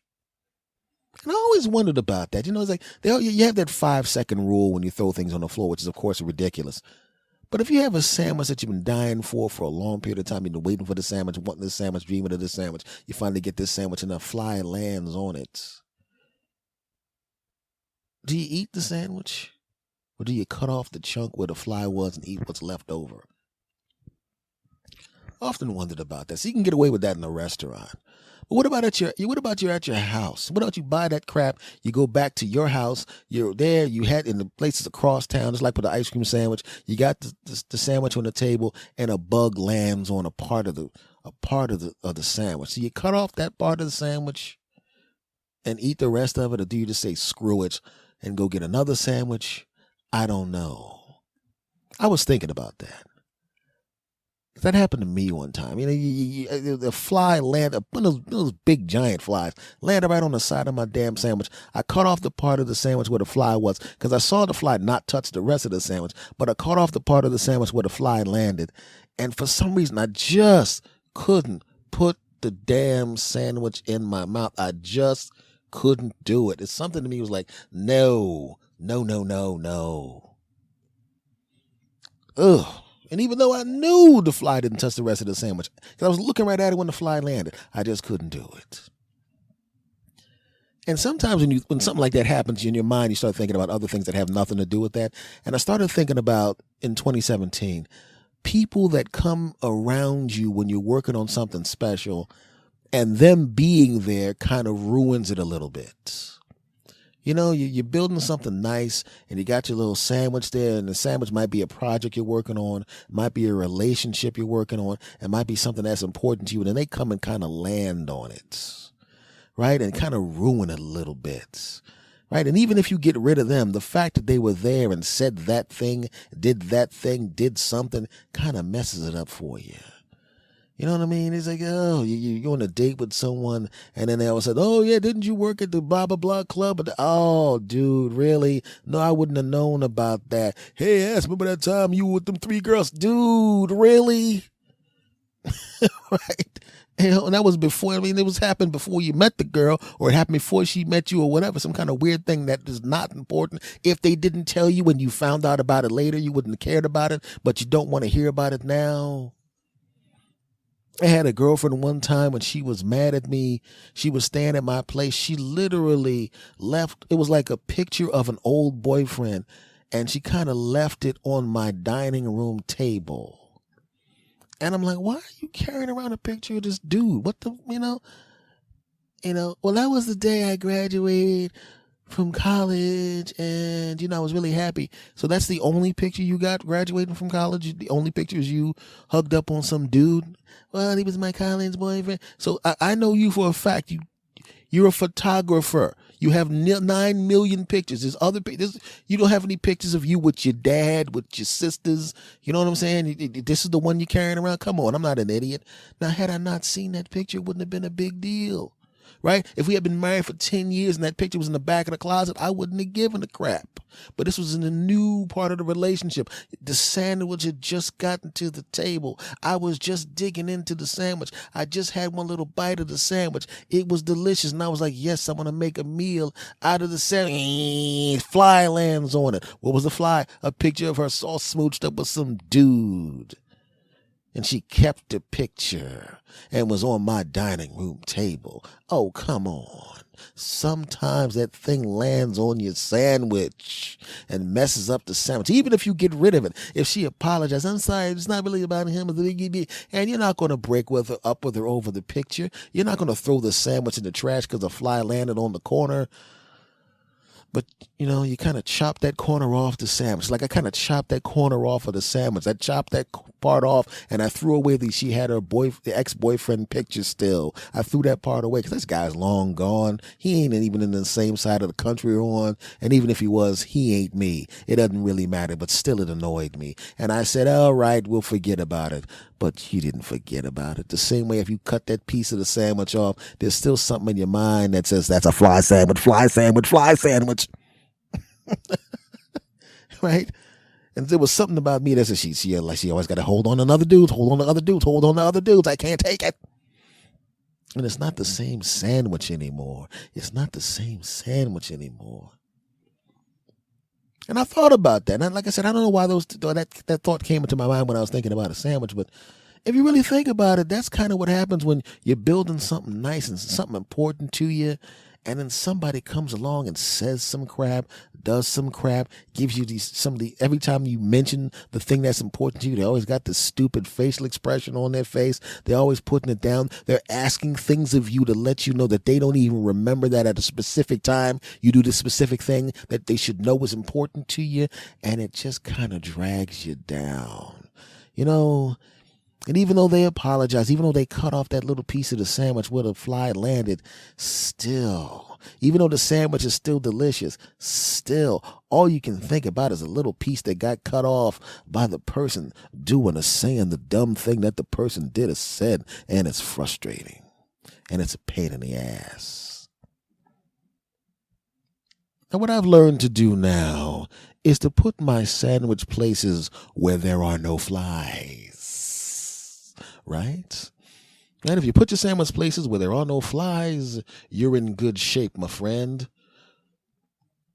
Right? I'm at the point now where there are certain things that I'm doing podcast-wise and career-wise. There are certain people that are around me friendship-wise that even though I dig them for the most part, I don't tell people everything because I don't want to hear any crap. I don't want to hear it. You don't want to, like when I started doing comedy, I'd have relatives and friends go, oh, you're going to go to that little place and do your little skits? I'm going, little place to do little skits? At the time I was doing comedy around 7 years professionally. It was what I did for a living. I had been on television. I had been on radio. I had been on the cover of newspapers. Right? I knew there were going to be 300 and something people in the club, and little skits in the little place. right? Now, technically, that's not that big of a deal. I could look at my resume, and go, hey, I've accomplished some things in a short amount of time, and I'm highly thought of where I am. This is pretty cool. But then your girlfriend or someone close to you calls it the little place with the little skits. And you see the fly walking around the side of the little side of your sandwich. And you go, yeah, well, even though she said that, I still love her. And also I like banging her. So I'm going to, she says it again, and you put another sandwich down and another fly lands on it, and another sandwich down and another fly lands on it, and another sandwich down and another fly lands on it. And after a while, there's so many flies around that when you put your sandwich down, they jump on it, and there's 9,000 flies jumping on your sandwich like it's a pile of crap. And you realize you can't have these people around your sandwich anymore. You got to be where the flies aren't. And that's what I've decided to do in 2017. I've got a delicious sandwich that I'm building right now, and I can't wait till I'm finished building it so I can sit down and eat it. But I ain't going to let any flies land on it. So that's what I would say to you, my friends. I know there are things that are important to you. It could be something small, could be something big, but it's important to you. It's your delicious sandwich, and the flies are coming. And it's up to you to put your sandwich where the flies aren't. You dig? Or put your sandwich wherever you want, and when the fly shows up, swat the bastards. But you don't want to do that, because swatting bastards is, it'll land you in jail. And you don't want to do that, because then if you're in jail, a bunch of dudes will make you their delicious sandwich, and I don't think you want to be anybody's sandwiches, because that's not good. It's not fun. You don't want that to happen. Tee-hee. Segment over. All right, guys. These are just things that have happened to me, that have amused me and tickled the crap out of me on occasion. Because sometimes when people hear your voice, they have a different picture of who you are than who you actually are. Sometimes people will hear my voice and not know exactly what person is going to show up. I remember it was a time I was going for a writing job, and I was a very young man, and I wrote this script, and I knew that I found out about the script, that I needed the script, and I found out about it late, and I wrote the script. And the lady's on the phone. She reads the script. Oh, this is the great. Oh, hey, yo. I'm not a writer per se. I have no real interest in doing that. But the thing is, I figured I'd take an opportunity. It was an opportunity at a job, so why not? And I had to do it really quickly. And she was, oh, this is pretty good. This, that, that. Oh man. I said, well, I wrote it. When did you write this?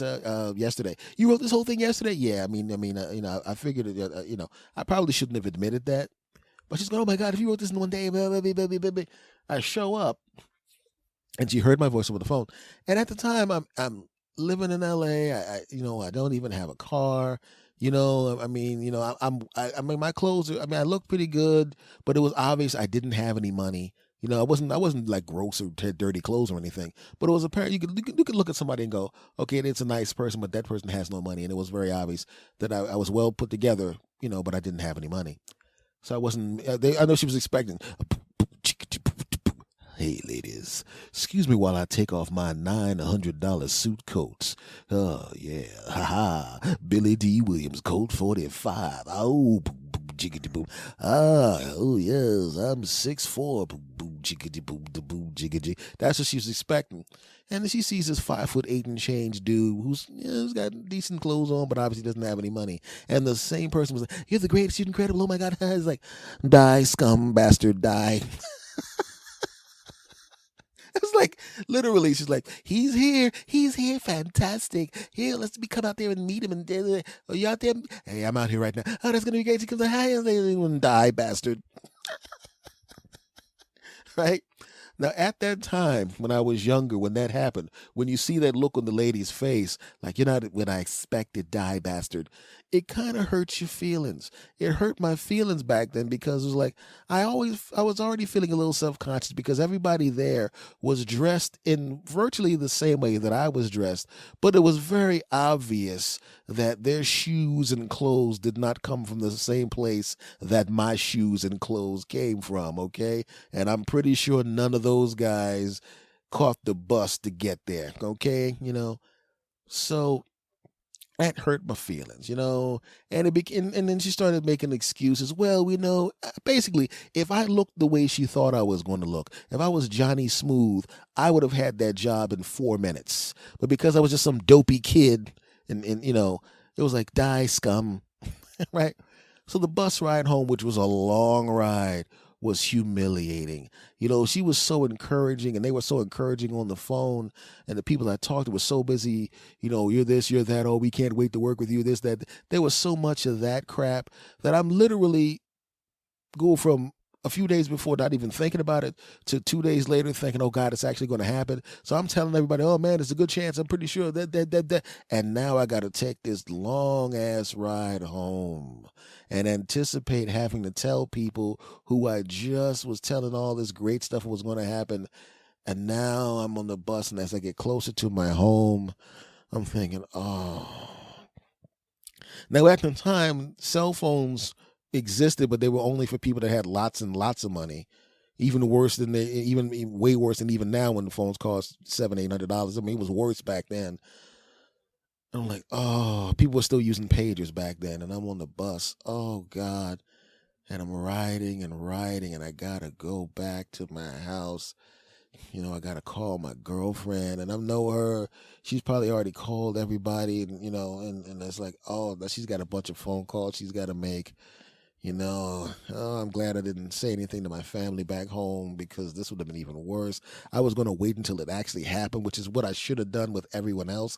Should have waited until it actually happened, until I actually signed some papers, which is the kind of thing I would do now. I don't say anything. I don't tell anybody anything I'm doing until I got papers signed, and then I say, by the way, this happened, right? And I'm riding the bus home, and all I could think about was the die bastard look on her face. And as an older guy now, it's kind of hard to hurt my feelings now because I just don't give a crap what people think for the most part. I still, I just almost, it's like as bad as I was hurt, my feelings were hurt. There's a part of me that now would look at my old self, knowing it was me, and it's okay to laugh at yourself, and would just walk up to young me and go, dude, it's going to be fine. It's going to be fine. I already know there's certain things that are going to happen about 2 years from now that are going to be okay. It's going to be all right. Let's be honest. Would you really want to work with somebody that thinks that lowly of human beings because they don't have the nicest of clothes, even though your clothes are new, but they're not as nice as everyone else's clothes? And even though you had to ride the bus and these people all driving nice cars, they at some point, unless they were born into a rich family, they at some point had to ride the bus or go through certain things. And there's no reason for somebody to look down on you and treat you like crap because of that. So don't worry about it, kid. Don't worry about it. Right? So I'm sitting there thinking, right? So I'm laughing and laughing and laughing and laughing and laughing at myself in my mind now. But back then it was horrible. Now, the thing is, sometimes those things happen to me even now. Because like I said, I'm 48 years old. I have a baby face. If you run into me and I have my head shaved and my face shaved, I don't look anywhere near as old as I am, which is why young women actually flirt with me because they don't realize I'm like 20 years older than they are. But then again, they find out how old I am and they go, it doesn't matter. You're a delicious chocolate man and bang me anyway. It's happened before. Yes, it has. Shut up. So anyway, but it happened to me a few other times. Like I have white hair on my head when I have, and I've had white hair since I was in my 20s. It was sprinkles of it, but now my hair is there's still more black than white, but there's enough white in my hair where you can't miss it, and definitely on my face. Okay. But when I shave my head and face, I look a lot younger. So but I don't care anymore, So when the winter came around, I just let the hair stay on my head, and I didn't shave my face. What difference does it make? I ain't trying to impress anybody. What the hell do I care? So I go to this place, I had been before a few months earlier. And there was a young lady there. And you do that practice flirting where you're not really going to pursue the person, but you look forward to flirting with them anyway. You're never going to do anything with them. You're not going to do it, but you just look forward to the free flirting practice that you're going to do. Well, that's what this was. Right, so I'm going back there. I said, "Oh, let me do some flirting with the pretty young lady at thing." I always wait until she initiates the flirting. I do a little more polite flirting, and then I go about my way, floating off like, "Yes, I still got it." Ha ha. Right.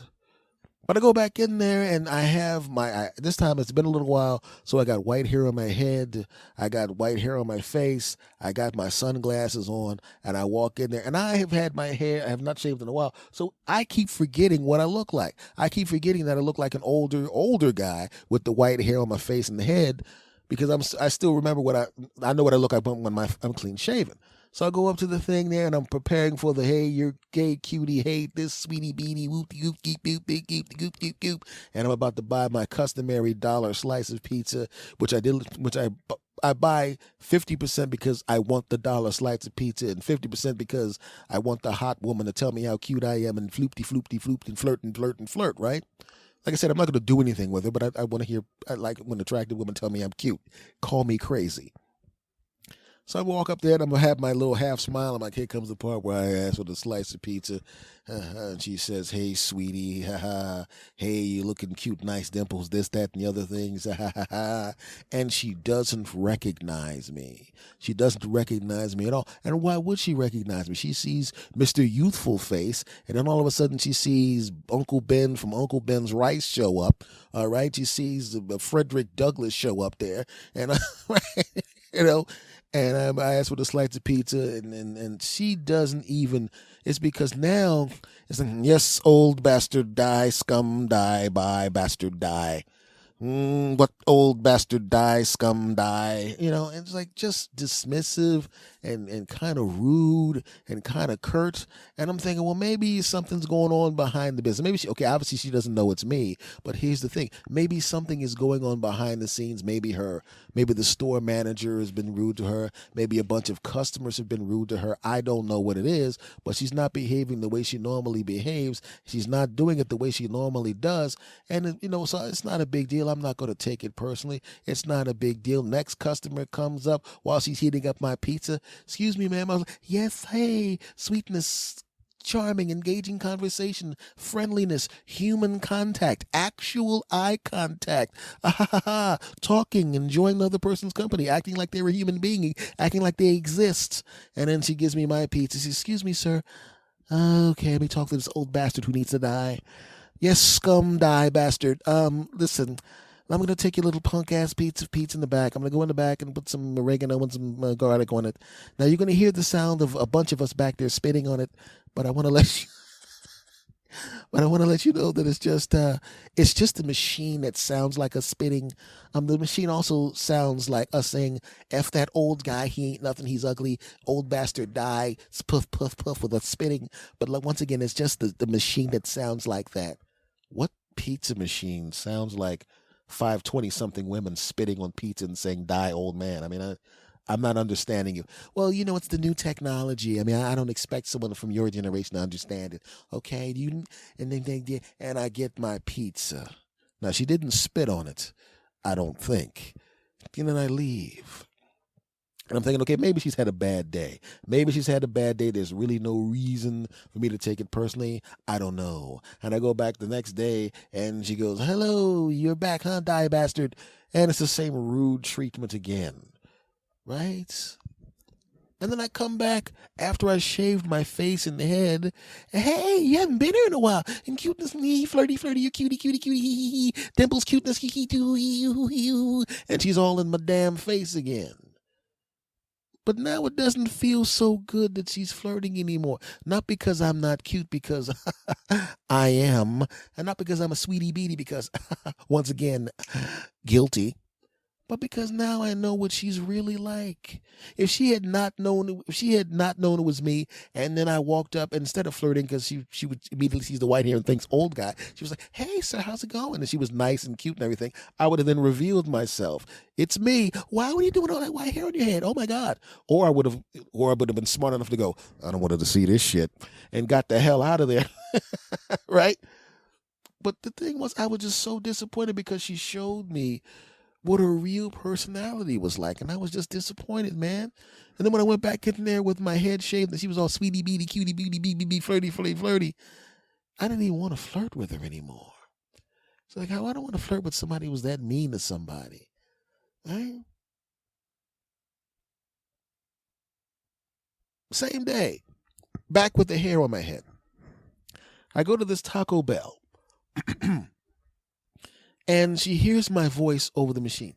Hi, welcome to Taco Bell.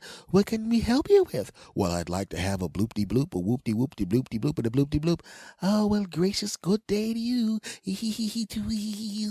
Coming around to you. I turn the corner and it's like, hey, die bastard. Now, granted, they didn't say die bastard or anything like that, but it went from tee to I'm going to say the exact minimum amount of words I have to say. I'm going to keep this very, very professional, no eye contact whatsoever. And I am laughing in this car. I am laughing hysterically in the car at this treatment.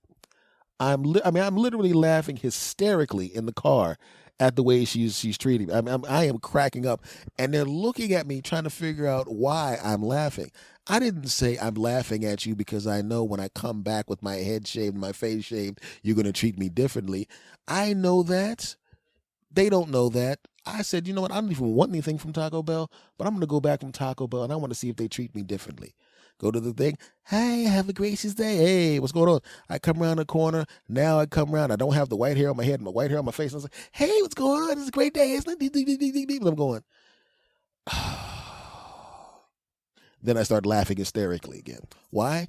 Because it was almost like being Superman and I was Clark Kent. I was Clark Kent when I had the gray hair on my head and my face. And then I came back and I'm freaking Superman with the damn, with the hair off my face. You know, it's really great to be here. I wonder what's going on. Wait a minute. There's a hot woman over there who wants to engage someone in conversation and flirt with them and tell them how cute their nipples are. Not nipples. Their dimples are. Well, hold on for a minute. I don't know if there's anyone like that around here. Excuse me, I'm going to walk around the corner to this bathroom. Razor, shaving, wash my face, come back out, hair off my face, hair off my head, walk out. Dun, dun, dun, dun, dun, dun, dun, dun, dun, dun, dun, dun, dun, dun,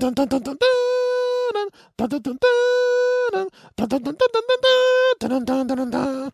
I'm here now, young lady. That's right, you have someone to flirt with.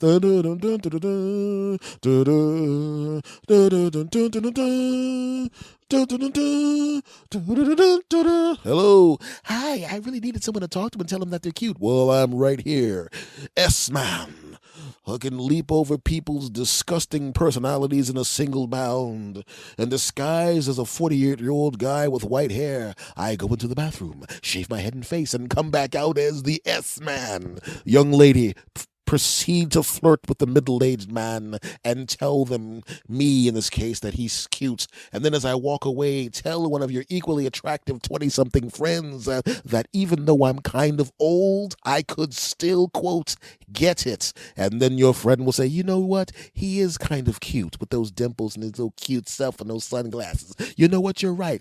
He's kind of old, but that old guy could still get this. Dun, dun, dun, dun, dun, dun, dun, dun. And then I'll walk away as you look at my ass.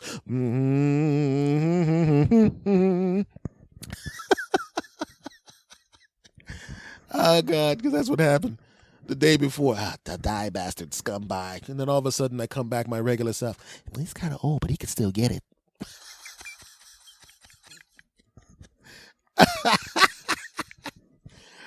Oh, man, it was like being Clark Kent. And I came back as S-Man, you know. So I would just say to people, you know, it's really weird when you find out exactly who someone is and you find out they're not exactly who you thought they were. And the thing about it, like I said, it didn't really bother me that much as an older guy. It bothered me, like I said, as a younger guy, it bothered me. As an older guy, it doesn't bother me too much. It just disappointed me, man. Because when you're an older guy, flirting means a lot more than it is when you're a younger guy. When you're a younger guy, you're just flirting because you want to get it on. When you're an older guy, if you flirt as an older guy with someone, they take that crap very seriously. Either they're not interested at all, or they're already going, look, we've been on 2 dates. You need to knock me up now, damn it. I ain't got time for any crap. Well, this is still actually in the middle of the second date. Yeah. Put it in and just knock me up now, damn it. I don't have time to mess around. I wanted to have kids before, and you better just put that in there and knock me the hell up. But couldn't we just get to know each other? I ain't got time to get to know you. Do you have any diseases? No. Are you in good health? Yeah. All right. You have all your teeth? Yep. You got a job? Yeah. Are you crazy? No. Your marriage material. Now, we will get married later. Just put it in and knock me up, and then that's it. So that's why you love those opportunities to flirt with the young 20-somethings, because you know it's not going to go anywhere, and you can just enjoy the flirting. And they're not sitting there trying to, and even if somehow you wind up dating them, they're not trying to get pregnant. But I'm not going to date anybody that young. I'll bang them, though. Of course, I would not do that. That's, even though it's legal for me to do something, to jump on top of 28 and 29 and 25-year-olds, I'm not the kind of guy that would do that unless they let me. Don't judge me. But it was weird, though. You can say it was weird. It's like being undercover, to find out. And I found out that my flirting partner wasn't as nice a person as I thought they were, and it disappointed me. And I went back there and I saw her there, and I knew she waved at me, and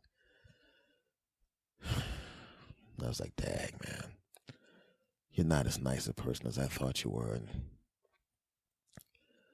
I like to do the little playful twice-a-week flirty thing, but, well, now that I know what your real personality is like, I don't know. And I was about to turn around and walk away. And then I turned back around and looked at her again, and I went, she's fucking hot. And I walked over and flirted with her. What do you think? I'm an idiot?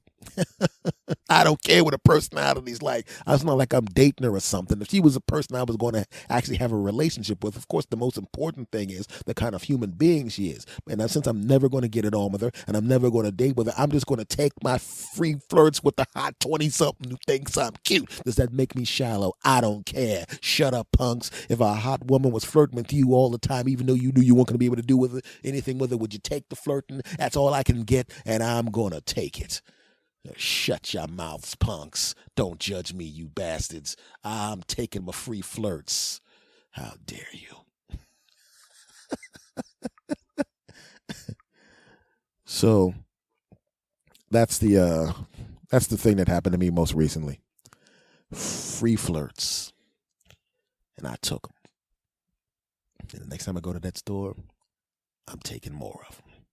Yeah, that's right. Segment over. Well, folks, this has been this episode of the S. Anthony Says podcast, episode number 248. I want to thank you guys very, very much for everything that you do. I want to thank you guys for coming back. I really do hope you had a wonderful holiday, even though I did say happy holidays to you after Christmas. But I'm hoping that you had a happy new year. Hope you got drunk and were around people that wouldn't do weird crap to you when you were drunk. Hoping when you woke up this morning, you didn't have like a penis drawn on your forehead, or worse, have some dude actually have his penis on your forehead because you slept in an awkward position. I hope you woke up where you're supposed to wake up. I hope you didn't find your car covered in vomit because you made the mistake of parking outside of a popular sports bar. I hope everything worked out for you, and I hope that you had a wonderful holiday, and I hope the best for you for 2017 and going forward. Folks, I just want to say, you want to contact yours truly, the email address for this show is talk2santhony@gmail.com. The social media for me personally is at @SAnthonyThomas on Twitter. The Twitter for this show is @SAnthonySays. I'm also, of course, on Instagram, surprisingly enough, @SAnthonyThomas. You can hear this show on TuneIn Radio, Stitcher Radio, iTunes, Google Play Store, iHeartRadio, and the home base is santhonysays.podbean.com. And I just want to say thanks, man. I mean, you guys have been really, really cool to me over this time. This is the beginning of a new season of the S. Anthony Says podcast, because my new seasons start on January 1st. Granted, I don't take any hiatus, nor do I take any breaks off, but, you know, it is what it is. All right. So much love to you all. And I want to say, it doesn't really matter to me where you listen to me. It doesn't matter if you're listening to me when you're on a riding mower, where you're walking down the streets, on a treadmill. Thank you very much for allowing me into your earbuds, into your heads, into your hearts. Thank you for everything. Much love to you all. And I'm going to say goodbye to you the way I say goodbye every time. And I want you to say it with me, because you know how I do it. On the count of 3. 1, 2, 3. S. Anthony. Out. Go! S. Anthony Thomas. Go! S. Well, hello. How are you doing? This is the S. Anthony Says podcast. This is the S. Anthony Thomas, and this is episode number 313. And I want to thank you guys very, very much for stopping back here. And for the past 4+ years, you've been listening to my punk behind. Thank you very, very much for everything, Bastard Army. Thank you very much. I want to thank you guys for all the downloads for the last episode, and also for the new people that helped me out by subscribing to the YouTube channel, the S. Anthony Says YouTube channel. Thank you very much. I really, really appreciated it. And I just want to let you know right now, for a limited time, there will be tons and tons of nudity. That's not going to happen.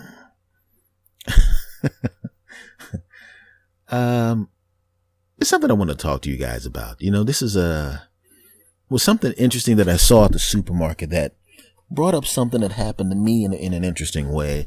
It brought back some memories. I was never struck as a child. There was no corporal punishment. I didn't get hit at all, you know. But, you know, the next generation up, the parents, of course, they got their behinds whooped. And of course, the grandparents got their behinds whooped. But because I didn't get whooped, I realized that one generation above me, the parents, they got whooped, and the grandparents were the whoopers. So I'm actually 2 generations away from buttocks whoopings.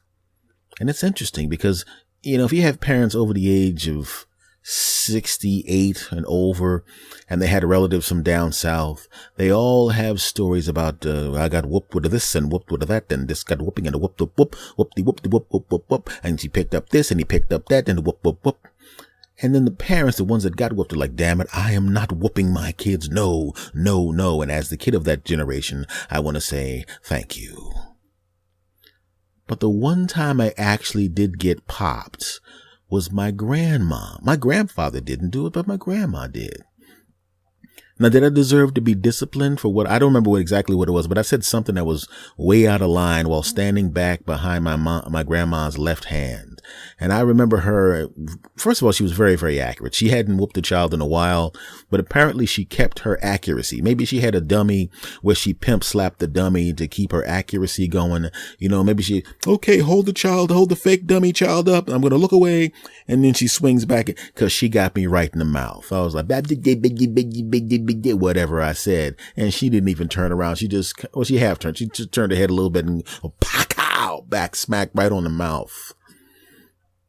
And as someone that had never been hit before, at least not by a parent, I was surprised. I'm sitting there going, did she just pop me in the mouth like that? I hadn't even felt the pain yet. I was just completely surprised that hand came back and right in the mouth. And then the mouth started to hurt. And I realized, you know, when you say smart alecky stuff to someone who you've already heard has whipped their own kids' butts, maybe you shouldn't do that. It wasn't like I didn't know she whooped people's buttocks. It wasn't like my mom and my uncles didn't talk about the fact that they got whoopings. I knew about it. But still, I had to go and poke the tiny bear, because my grandma was tiny. To poke the tiny bear. I probably shouldn't say bear. Right? Because she was a pretty little short person. Okay? But I thought about it. As I'm sitting there with my mouth hurting, I realized not only did I have the stories of the whoopings that the generation above me had gotten from her, I had actually seen it close up where I almost got whooping. I could have got a whooping. My cousin could have got a whooping. You see, as young children, we were trying to be slick. We noticed how close the word ask and the word ass were. And one time, one of us, I forgot which one it was, me or my cousin, we mispronounced ask and said ass. And having already been, heard the stories, I was waiting, or he was waiting. I can't remember which one it was. So let's just say it was me. Was waiting for the whooping, but nothing happened. Yeah, it was me. I said ass instead of ask. And my cousin looks at me like, oh, you going to get it now. She already popped you in the mouth. But she didn't say anything. She just assumed it was a child mispronouncing the word ask. So I avoided the whooping that would have come. I was a smarter child, or as an older child, I would have realized, yo, dude, you already got popped in the mouth, but it wasn't that big of a pop. So you know what could happen. You almost got it again, but you just assumed the best. Maybe you should just leave it alone and just don't even use the word ask again for a while. But no, my cousin sees an opportunity. Grandma's in the kitchen cooking something, and we're sitting on chairs on the opposite side of the door to the dining room, which is right next to the kitchen. And he yells to me, hey man, why don't you ask Grandma about that? And then he pauses and waits. And we didn't hear the footsteps coming back. Oh, he said it. Maybe she thinks he made a mistake too. And being dumb, I go, yeah, I think I will ask her. And she doesn't say anything. She doesn't come. And then this is where kids are dumb. Instead of just, okay, we got away with it the first time, which wasn't a mistake. This time we're going to get away with it on purpose. We kept finding excuses to say the word ask, but pronounce it ass. And we kept doing it. And she kept not doing anything. And we kept getting louder with it. And we thought we were slick. And then one of us said it one time too many. And we heard, she's coming towards us, and she seems to have grabbed something. She did grab something. She walks into the room. She stands between us. She's not looking at us, but she's looking down, and she's not happy. And we look in her hand, and she's got her belts, and she doesn't wear belts. She must have that belt someplace else. It doesn't matter where the belt came from. It's a belt, and we have buttocks that don't like being hit with belts. And she looked at my cousin, and then she looked over at me, and she looked over at my cousin, and she looked over at me, and she looked over at my cousin, and she looked over at me, and she held the belt up right where her chest was. And she says, do either one of you want to ask me something? It was quiet. The jig was up. And I said, no, Grandma, I don't have anything to ask you. And my cousin goes, no, I'm not going to ask you anything. And for the next 5 years of our lives, we held on to the K and ask the same way you would hold on to the window if somebody was trying to throw you out of the window. We wrapped our hands around the K and ask and hung on to that crap. A couple of times I held on to the K in a word that had nothing to do with ask. Okay, I just said, whatever it is, hold on to all K's. Is that a hitting? That didn't even make any sense because that K was in the front of the word. But I didn't want to get popped in the mouth, and I saw the size of that belt. 2 generations away from buttocks whoopings.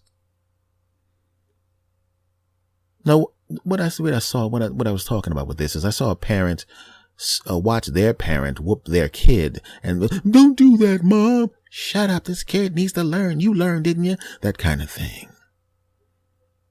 And I started wondering why, if you're a parent that has a kid that you think could benefit from getting a spanking, but you don't want to spank because you were spanked, or maybe you, like me, 2 generations away from spanking, but there's a party that's going, I'm really mad at this kid. Maybe the kid needs a spanking, but you don't want to do it. You don't want to do it. I would never do it, but I'm pretty sure there's some people out there who, like me, would never actually strike the kid, but unlike me, would facilitate the kid actually getting struck by the parents, maybe the grandparents. You know what I'm talking about. People set people up all the time, damn it. You know, it's an old cliche joke where you have something that's broken, but you fix it, and you fix it enough so the next person can break it. That's a standard joke. It's been on television. A lot of stand-up comedians use that joke, and I don't, and it's a cute joke, but let's be honest with you. It's a cliche at this point, but you know what? It's the truth. Everybody has done that. Everybody has done that. You've done it before. You've broken the television and then walked out of the room and waited for your husband and wife to go in there and turn the knob and go, hey, the television broken. And then you walk in, is it now? Even though you know damn well you're the one that was holding on to the knob. You tripped and fell and bent it, but you bent it back and put the knob back on there and waited for them behind to go in and turn on the television so you could act like it had nothing to do with it. You know you did it. Don't lie to me, you bastards. Come on now. You mean to tell me you've never done the thing where you know daggone well you and your spouse get into fights about who eats the last piece of pizza, who eats the last piece of cake, who gets the last of this or the last of that, and you knew daggone well she was supposed to get the last piece of pie or the last piece of cake, but she's been dawdling about getting it, and you're thinking, hey, if you wanted the last piece of pie or the last piece of cake, you should have got it already. It's been 3 days. It's been 3 days, and you haven't even touched the last piece of pie, the last piece of cake, and I want that cake, and you won't let me have that cake or that pie. Why not? And you're thinking that she doesn't realize, maybe she forgot about it, so you go in there, you eat the cake or the pie or whatever the hell it is, and then 3 or 4 more days go by, and then she goes back in there and goes, well, hey, what happened to that cake or that pie? And you look at her like you don't, and you don't say it, but you're thinking, you don't know? You really don't know? So maybe you really did forget about that cake or that pie. Maybe since you don't know who ate the cake or the pie, maybe I should not only let you think you ate the cake or the pie, maybe I should tell you that you in fact did eat that cake or the pie, so I can get out of it, so I can have enjoyed the cake or the pie and then have the joy of not having to hear you give me a lot of crap about the cake or the pie. So what do you say? I think you ate that. Did I eat it? You know what? Maybe I did. Oh, I should have. Oh my goodness. I can't believe I ate. I really got to watch my diet. I can't believe I ate cake and don't even remember it. Yeah, you did eat cake and not remember it. I know one thing. I definitely didn't eat the cake hoping you'd forget about it. You've been there, you bastards, and you know it. The only problem with that scam is I tend to date really smart women, and there's a problem with dating really smart women. First of all, they're awesome, but the bad part about it is every time you do something stupid or you try to be slick, they will catch your punk ass. It's like when women that date me, I'm smart, I notice everything, and they try to do some slick crap and I catch them. We're constantly looking at each other trying to see whether or not the other person is trying to do something slick, and every time the other person does something slick, we catch the other person. Yes, we do, damn it. I made a mistake one time. There was one last piece of pie in the refrigerator, and just like in the scenario I just told you about, she forgot about the pie, and I ate that damn thing. Except for in that scenario, that person, the hypothetical person, waited 3 days. I didn't wait no 3 days. I waited 3 minutes after she left our house to go hang out with her friends. And I grabbed that thing. I sucked that sucker down real quick. Yeah, I know she was supposed to get the cake or the pie, but she makes a good living. Tell her to bring some cake or pie when she comes home. I'll call up a pizza place and order some cake. Too bad, punk. You didn't eat it. You move, you lose. And I forgot that I ate that piece of pie or that piece of cake. I forgot about it. She forgot about it, and I forgot about it. But I did remember it when she went in looking for it and it wasn't there. And just like the guy in the scenario, I sat back going, oh, maybe she doesn't remember. And if she doesn't remember, then she doesn't know that maybe she did do it. And I'm going to act like she did do it. And I said, hey, I think you did it. And then she goes, no, I didn't do it. I purposely left that cake in there to see whether or not you greedy ass would eat the cake. And you're going to sit there and try to make me feel guilty about it. And I made a mistake. She was too smart. Oh, no. So I said, damn it, I can't have her hanging this over me. I'm going to get her. I got some more of that cake and some more of that pie, and I put it in the refrigerator, and I left that there, and I made it a point to leave one piece left, and I was waiting for her to eat that pie, eat that cake. I was waiting for her to do it so I can then go, oh, so you're going to eat the last piece of cake, huh? I guess we're even. Well, guess what, damn it? Guess what? She didn't eat it. That crap stayed in there until it turned green, purple, and black. I had to throw that crap away, and I'm really pissed off now because, damn it, I should have just ate the damn pie in the first place, but now I spent money on some pie and some cake that I didn't even get to eat, and I didn't even get to set my girlfriend at the time up. Damn it. I'm sorry, I just had to talk about that. I'm still mad about that. It was a long time ago, but that was some good-ass cake, and that place doesn't exist anymore, and I'll never get that cake again. Someone left it out in the rain. Haha, reference to an old song, Back to the Story. So like I said, I'm a couple of generations away from butt whoopings, and I think that parents probably do set their children up. I'm telling you it's happened. I'm telling you it's happened. You may even know that it's happened. I wonder how it would go. You know, you have a kid and you know that kid deserves an ass whooping in your mind, but you don't want to do it because you're generations away from butt whoopings, but you know your pop or your grandpop has no problem whooping a kid's butt, but you've already told them, you know, Grandpa, we don't whoop kids. All right, it's your boy. I'm going to whoop the boy's butt. But you know what? I whooped your father's butt. And I mean, you know, and a couple of times I whooped your butt and you turned out all right. You want that boy to not know authority and not understand that he needs to shut up sometime and not understand that there's consequences to his action. I'm just telling you, a little swat on the behind or a little ass whooping. And sometimes little kids, sometimes the boy needs his ass whooped. I'm just saying, but if you the parent, you a grown ass man, that's your boy. I'm not going to do anything, but I'm just saying, if he was my boy, sometimes he need his behind whooped. And you stick to that. You go, you know, I love you, Grandpa, or whatever. But I mean, I can't let that happen. I just can't let it happen.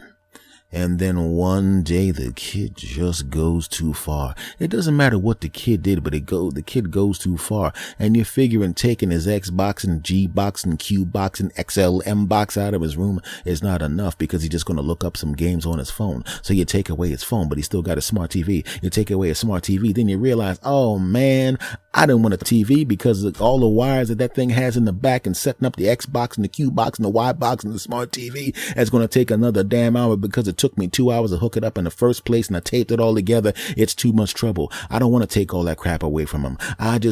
He just needs to get his behind spanked. That way I don't have to take, I know it's a weird thing to get you to want to whip your kid's behind just so you don't have to take his TV out of the room because you don't want to mess up the cables. I know that's a bad motivation, but this kid needs his butt whooped, but I'm not going to whoop his butt because I don't believe in wait a second. Time to visit Grandpa. Come on, boy. Where we going? Oh, my little friend, you're going to be a teenager next year. You know what's great is we're going to have a nice man weekend where we hang out with Grandpa. Okay, that's going to be great. Oh, fantastic. I thought you were mad because I did something really outrageous and something that under normal circumstances you would punish me for, but in the beginning I want to go on a vacation. That's really weird. Yeah, I'm definitely not setting you up. What did you say? Nothing.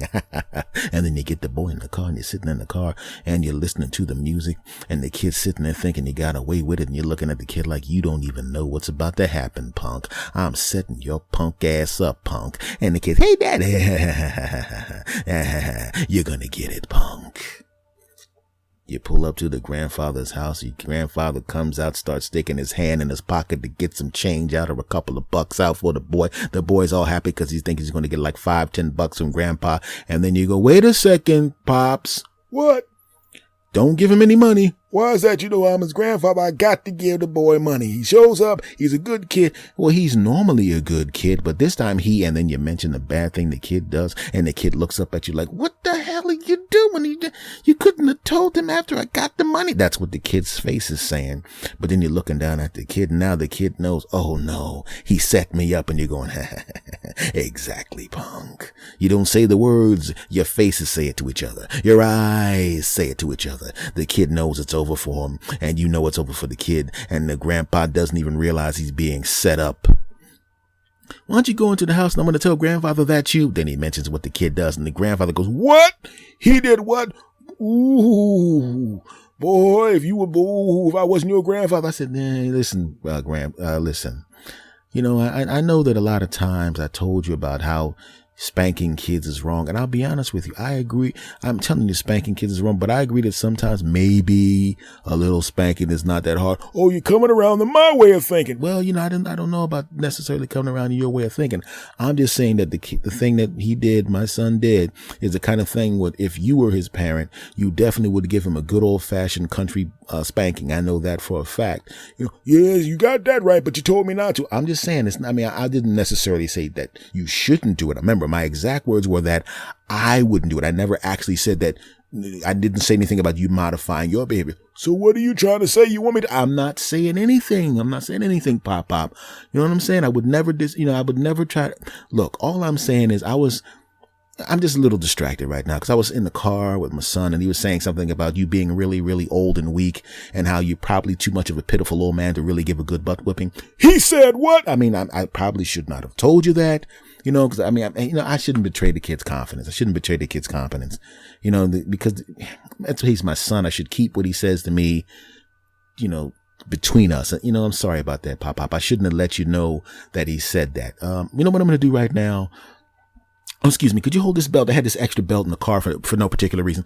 I'm going to go to the store for about, an hour or so, so you have complete charge of my son, which means whatever you say goes. The moment I pull out of the driveway, temporarily, you have complete charge of my son, and whatever you say goes. Any instructions that I've previously given you about how to care for my son no longer apply at all. Okay, so you can go in the house and just have some quality time with my son, who says you're a feeble old man who probably can't give a good spanking anymore. I'm just telling you right now, just go right in there and hang out with my son. I will be at the store, which is so far away that there'll be plausible deniability when you whip his behind, and I can come back and then go, I can't believe he did that. And then I could put him in the car, act like I'm going back in to yell at you for whooping his butt, and then get back in the car with and then he'll be sitting there and I'll be, I can't believe he did that, even though the whole time I will have set up his ass whooping.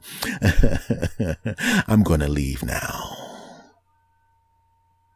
Don't act like you parents don't do that. You do that. How many times have women said, wait till your father gets home? Because she really wants to smack the crap out of that kid or to swat that kid on the bottom. But she wants to be mom. She wants to be the one that soothes, even though she's the one that wants to kick your butt worse than your dad wants to kick your butt. And the dad comes to the house and she's like, your son's upstairs and he blop. And he goes, he did what? And then she just hands you the belt and points upstairs and you go up and spank the kid if you're a spanker, right? And come on, ladies, I know what you're thinking. What do you mean he comes home? What if I'm the disciplinarian? I was about to get to that. I've seen that too. I've seen my friends in school mouth off to the teacher, and I saw the teacher go, oh, by the way, maybe you didn't know your mother was already here for a conference, and she's in the bathroom, and I'm gonna tell her what you did while she was in the bathroom. And the mother walks in, and all the kids turn their heads to the right to see the mother, and they go, ooh, and the mother looks confused. What's with the ooh? And then the teacher looks at the kid looks at the mom looks at the kid, and the mom goes, what did you do? And then the teacher and the mom go off to the corner, and the teacher starts talking into the mother's ear, and the mother starts to turn her head, and she's getting angrier in the face, and she goes into her purse and pulls out a belt because she was just going to be prepared for the fact that maybe you did something. And then she tells you to come, I want to talk to you, boy. And then you walk too slow, and she grabs you by the ear and walks you out to the hallway,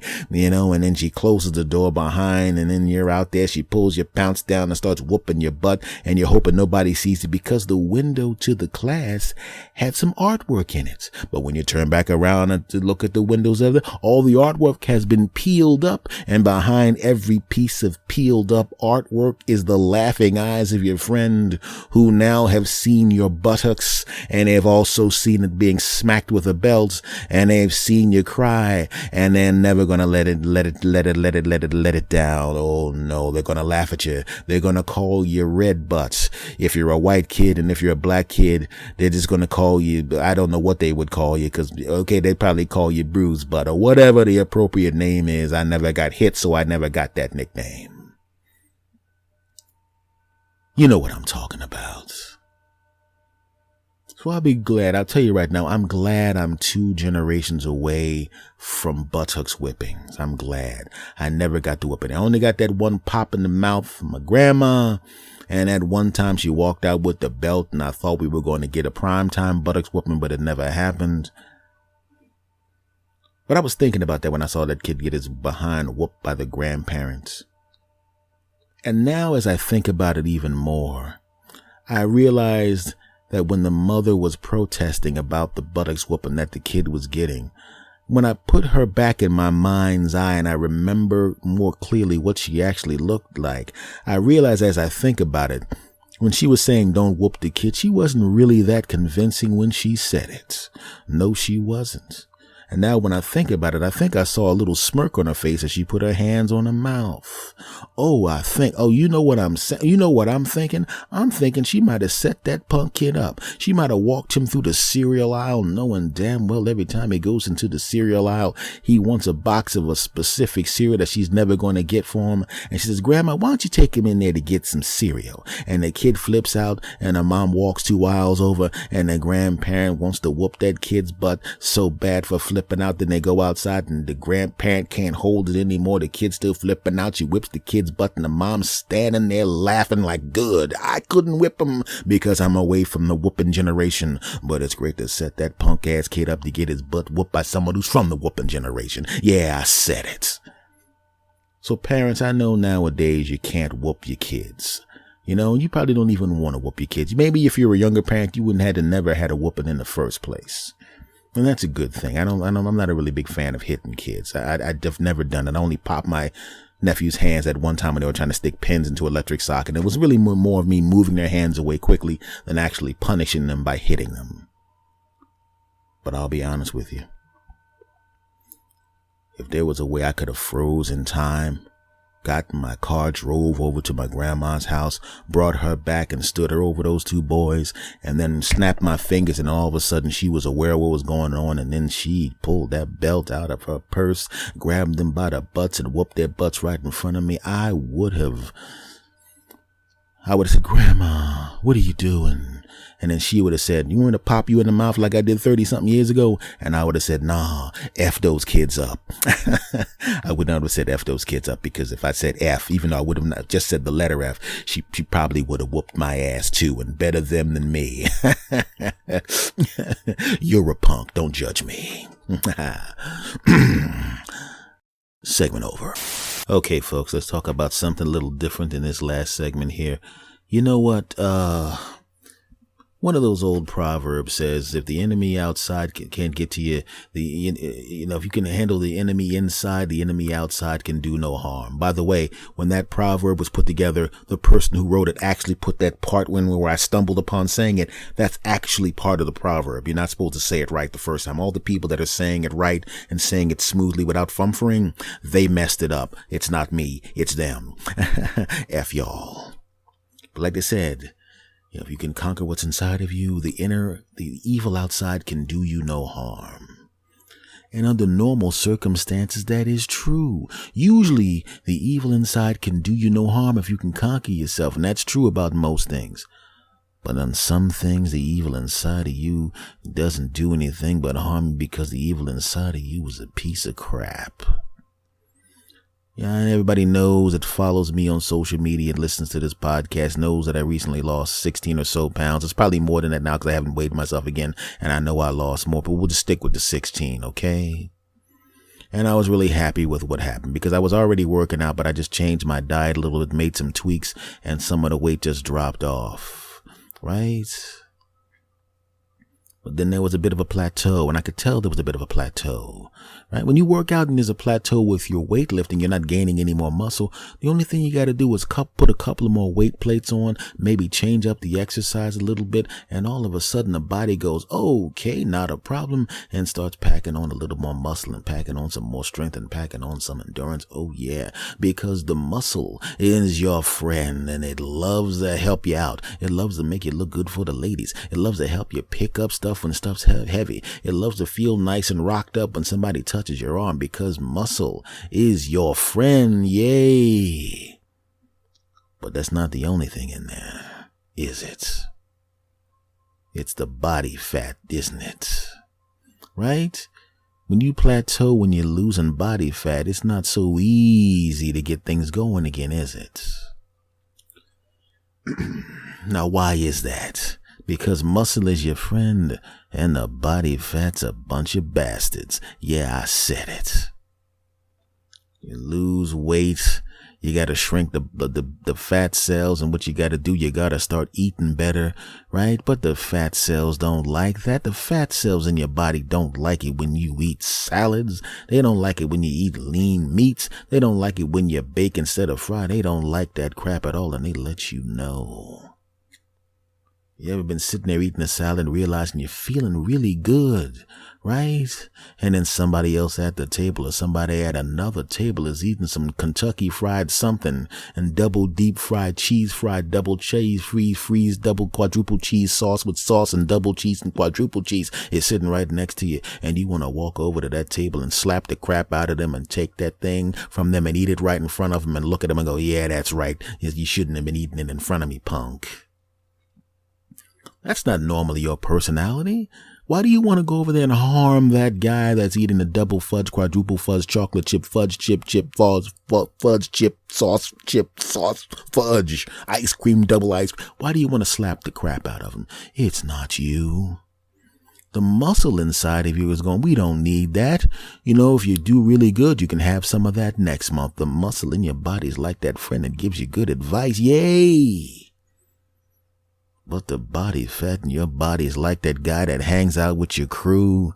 He's the guy that hangs out with the crew. When you see a group of friends in a movie, you know, when you realize that the friends are going to be okay, but there's always that one friend that they got to bail out of jail. That one friend that gets him beaten up because they're trying to save his ass. That one friend that you know, if you become successful around him, you better get away from him quick because he's going to do something to mess it up. That's what the body fat is. It's that friend that you got to get away from, or that relative that you got to get away from, or that hanger on that you got to get away from, but you can't get away from the bastards because the bastards in you.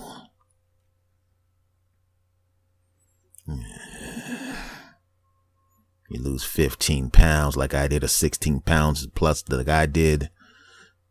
Right? And you during the time when you were losing that weight and you didn't even realize you lost the weight, you didn't really have any cravings for junk food. You actually at the point now where it's been a month and a half or so, and you're starting to actually enjoy the fruits and vegetables. Yay. But then the doctor tells you, you've been doing great and you lost this weight. Keep it going. Keep it going. And I'm telling you right now, I wish she didn't say that. I wish she wrote it down, because I don't think body fat can read, but apparently body fat can hear. Soon as she said that crap, when I walked in, I was already thinking I'm going to go get myself a salad, and I'm going to get myself a nice big thing of water, and I'm going to go to the gym with my brother. And then as soon as she said that crap, all I was like, F my brother, F the gym. I want a big piece of pizza with ice cream on it and lard rolled in it. That's what I was thinking. But was it me thinking that? No, it was the body fat. Why? 'Cause body fat's a bunch of bastards. Oh, body fat. You don't think body fat's a piece of crap? A bunch of bastards trying to set you up and ruin your life? Huh? And then you've ever been called morbidly obese? Anybody ever call you morbidly fit? No. Anybody ever call you morbidly muscular? Hell no. Ever have a woman say, oh, you're in too good a shape and too healthy and vibrant for me to get it on with you? Hell no. But I've had girlfriends not girlfriends, but women back in the day when I was a little heavier going, you got a cute face. If you lose some weight, you'd be something. If you lose weight, you'd be something. And I heard some giggling around my stomach area, and I knew the fat cells were going, hey, we don't even have genitals. We can't have sex. You can't have sex. Bastards. I hate stomach fat. I hate it. Bastards. I'm telling you right now, right? You ever watch one of those commercials where it's like, oh, take this fat burner and it'll just make the fat melt away and make the fat melt away, right? You weren't hungry. You just ate when that commercial came on. There's not really that much food in the commercial. It's just a quick commercial where they show somebody who was fat, who allegedly took those pills, lost weight, and got in good shape. And what happens? All of a sudden, while you're looking at the commercial, you were on the phone with your friend. Your friend said, I'll call you right back. You didn't put the phone down. Why put the phone down? Because with the phone in your ear, here, you don't even realize you just ordered a pizza from a pizza place and you also ordered the desserts. Oh. And you ordered it on your PayPal, so it already got paid for, so it's coming anyway. You can't cancel it now. It took too long. Who did that? Was it you that did it? Hell no. It was the body fat. Why did the body fat do that? Because body fats are bastards. All of them, those fat cells are bastards. And it's not just food. I'm telling you, body fat tries to destroy your life in many ways. In many ways. If you've ever been a fat bastard like I was and still kind of am but won't be soon, you know what it's like when I have a car, but there was a point when I was a fat bastard riding a bus, and oh, there's nothing worse than riding a bus in a town with potholes when you got stuff on your body that shakes when it hits potholes. Oh, I'm pretty sure the women on the bus aren't going, hey, that guy over there whose tits are jiggling just like mine, I gots to get me some of that. Ain't none of them thinking that. Damn it. Your belly's shaking every time you hit a pothole and you're trying to put your damn book in front of it. Ain't nobody fooled. They weren't fooled when you were a kid and you had a boner the size of this freaking Eiffel Tower and you tried to put a book in front of it because your teacher looked like a damn spokesmodel and kept hugging you and bending over in front of you. She's just picking up stuff, but all you're doing is looking. Okay, you know what the point is. You get what I'm saying. Riding a bus, your stomach shaking, looking like your stomach's twerking, damn it. And you start to tighten your stomach muscles. Every time the bump, you tighten your stomach muscles up, and hey, your stomach's not jiggling. You don't look like you're as much of a fat bastard as you actually are because you crush your stomach up and keep it from jiggling. And finally, a lady on the bus comes on who didn't see you jiggling around like a piece of jello, and she sees you and she sees your face and thinks you're cute. She walks over to talk to you. She can see you're a little bit of a fat bastard, but it doesn't matter. Women like to fix stuff, right? And you're the stuff they like to fix. You know what I'm talking about, damn it. And she starts talking to you, and you're holding your stomach in, and you're holding your stomach in, and you're holding the stomach in, and you're holding the stomach in, and all of a sudden you hit a big strip of clean, smooth road. Oh, this is great. There's no potholes. And since there's no potholes, you get a little lazy and you stop sucking in your stomach. But she's looking at your face. She's looking at your face right now, telling you how she likes your dimples and how cute you are. She just touched your face. Oh my goodness. When a woman tells you that you're cute and that you got cute dimples and that she touches your face, you know the next thing she's going to hand you is her phone number. Oh yeah. Oh, this is going to be good. And you don't pay attention and you don't tighten up your stomach. And the next thing you know, there's a whole bunch of more potholes, and those potholes hit and you're not tightening up your stomach, and it looks like your stomach is twerking. And she looks down and sees that, but she's already kind of liked you, but she sees that and she's imagining that bouncing on top of her, and there's a part of her that's going and you had a hand in her purse to reach for her phone number. She was going to hand you her card with a number on it, and maybe she was going to grab a pen and write it down. And then all of a sudden you start noticing the conversation goes from flirty to more technical. Right? She's a nice person. She just says, you know what I like to do a lot? What's that? I like to work out a lot. Oh no. Now she's talking about working out. She's basically letting you know, you fat bastard, I didn't realize you were such a fat bastard till you let your stomach loose and it looks like your stomach was twerking, you fat piece of crap. Right? And you see in her hand, she's got a blank card and a pen, and you look away for a second, and then all of a sudden the blank card and the pen are back in her purse, and now her hand's back in her purse, and then another card comes out, and then she hands you the card and offers you her personal training sessions. It was going to be her phone number, but it's what personal training sessions. Oh. Now, in this particular case, the joke's on the fat cells. The fat cell says, hey, he's about to get laid. Jiggle as hard as possible and ruin it for him. But what the fat cells didn't realize, it backfired on him. She actually gave you the card because she's a personal trainer. But then again, maybe it didn't backfire because you know damn well you're not going to go to the personal training thing, because if you go to the personal training thing, there's no way in the world she's going to think of you as anything but somebody she's personally training and not somebody she wants to date. So the fat cells win. Freaking fat cells. So I know what that's like, right? Body fats are bastards. Damn it. I can see the muscle coming in, and the muscle's happy. But the body fat just doesn't want to go. The body fat is like a damn tenant that won't leave. right? It's almost like the body fat is now picking a fight with the muscle that's coming in. Because the body fat, because if you go to a Thanksgiving dinner and you eat a Thanksgiving dinner, what happens? You'll gain 3, 4, 5 pounds of fat on your ass, right? But in that same one day, you can't work out one day and gain 5 pounds of muscle. No, you can't. So the muscle is actually outnumbered by the fat. Oh no. That's probably why muscle comes in so slowly. It's scared. Hey, let's go in this guy's body and make him healthy. Whoa, what is that? What is that yellow crap? Body fat, bitch. This is our house. We run this. Alright? You're not welcome here. We've heard stories. We've heard stories about the fact that you, muscle, burn fat. Do you now? You eat us for energy? Oh, really? Well, see if you can eat up all of this. Oh, my God. Exactly. I'm not going to stay on his body. No, you're not. You're going to get out of here, punk, because we run this. Hey, muscle. Yeah, let's get the hell out of here. What's going on? There's too much fat. Oh, shit. Ha ha ha ha ha. He's gonna be fat forever. Well, let me tell you something. This is S. Anthony speaking, and I'm looking at my rapidly flattening stomach. How's it feel to realize you're losing? Huh? Do you realize what I just did a little while ago? Huh?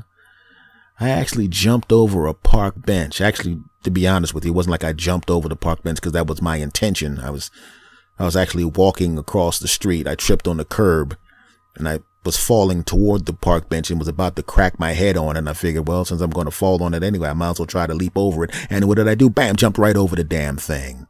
Yeah, it wasn't a clean landing, but I did land and I didn't fall down. I couldn't have done that before. Why? Because there was too much of you body fat. I couldn't have jumped that high. Why? Because there wasn't enough muscle, but the muscle's coming in. This is my message to you, body fat. This is the one and only S. Anthony Thomas talking, punk. Excuse me, let me squeeze the fat that's still on my stomach. You're leaving. You're getting out. You ain't wanted here, punk. You're on your way out. Don't you realize that right now, women are starting to hit on me like they used to, even with you there? Because they've seen me over the past couple of months rapidly shrinking and getting toned up again. Fat. You're going to lose, fat. I'm going to win. Hey, muscle, it's you and me versus these bastards. And this time, it's over for them. So fat, excuse my language, everybody, I'm going to curse here. Fat, fuck you. And get out. You're damn right. Now I'm going to high five the muscle. You're damn right. Haha. Segment over. All right, folks, this has been episode number 313 of the S. Anthony Says podcast. And once again, I want to thank you guys for everything. You've been very, very kind to me.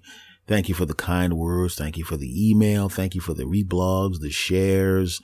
Thanks for spreading the word. Thank you for subscribing to the YouTube page. I really, really do appreciate that. This podcast is every damn where. Doesn't really matter what you're listening to podcasts on. I'm on that crap. Stitcher Radio. I'm on Stitcher, TuneIn Radio, Spreaker, Spotify, iTunes, iHeartRadio, Google Play, and the home base is Podbean. On social media, I'm of course on Twitter in 2 places. There's one Twitter for me specifically, and it is at S. Anthony Thomas. The Twitter for this podcast is at S. Anthony Says. I am on Instagram, S. Anthony Thomas. I'm on Facebook. If you go to Facebook, I have a page there. All you got to do is go up into the search box and type in S. Anthony Says, and you will find my page. It is a verified page. It has a blue check on it, so you know that it is actually me. And I would appreciate it, you bastards, if you would go to that channel, go to that page on Facebook and like it, and follow me on social media, on Twitter, Facebook, and Instagram. I would really appreciate that. For those of you that want to send questions, comments, and declarations of love, please feel free to do so at the only email I have, which is talktosanthony@gmail.com. TALKTO SANTHONY at gmail.com. Talk to us, Anthony, at gmail.com. Folks, you cool bastards. I appreciate you. You know, it's been 4+ years, and in October, it'll be 5 years I've been doing this. And surprisingly enough, most of you bastards, well, a lot of you bastards have been here for virtually the whole time. And it's obviously there's new people coming on all the time.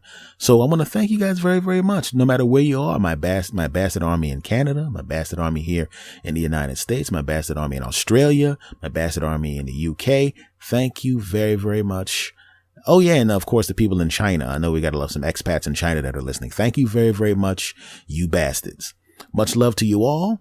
And now, my friends, I'm going to say goodbye to you the way I've been saying goodbye to you for years. So those of you that are longtime listeners, you know exactly what I'm talking about, and you're going to do it with me at the same time. We're going to do it on the count of 3. Are you ready? Of course you are. On the count of 3. 1, 2, 3. S. Anthony. Out.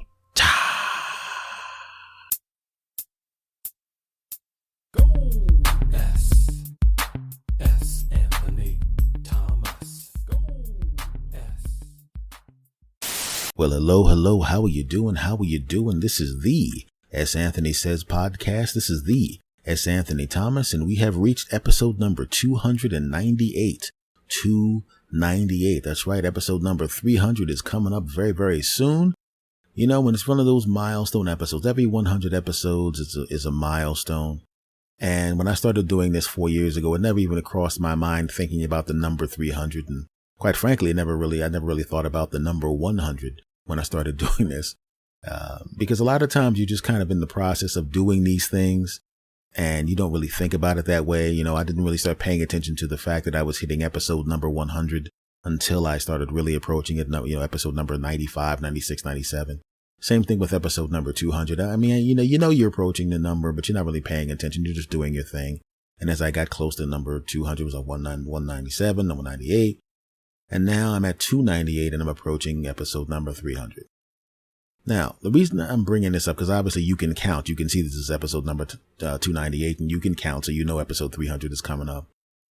The reason I brought this up is because many times when you hit milestones, it kind of makes you reevaluate things and make decisions about whether things are things you want to continue to do, whether it's something that you figure you've made your point and there's no reason to continue. You figure, and it's not just something like this. It's also in relationships. Every time you may not even realize you're doing it, but if you're in a relationship and it's not going really, really good, or you're having a tough time, or you had a bunch of fights, there's a small part of you in your mind that's going, do I want to be a husband? Do I want to be a wife? Do I want to do this anymore?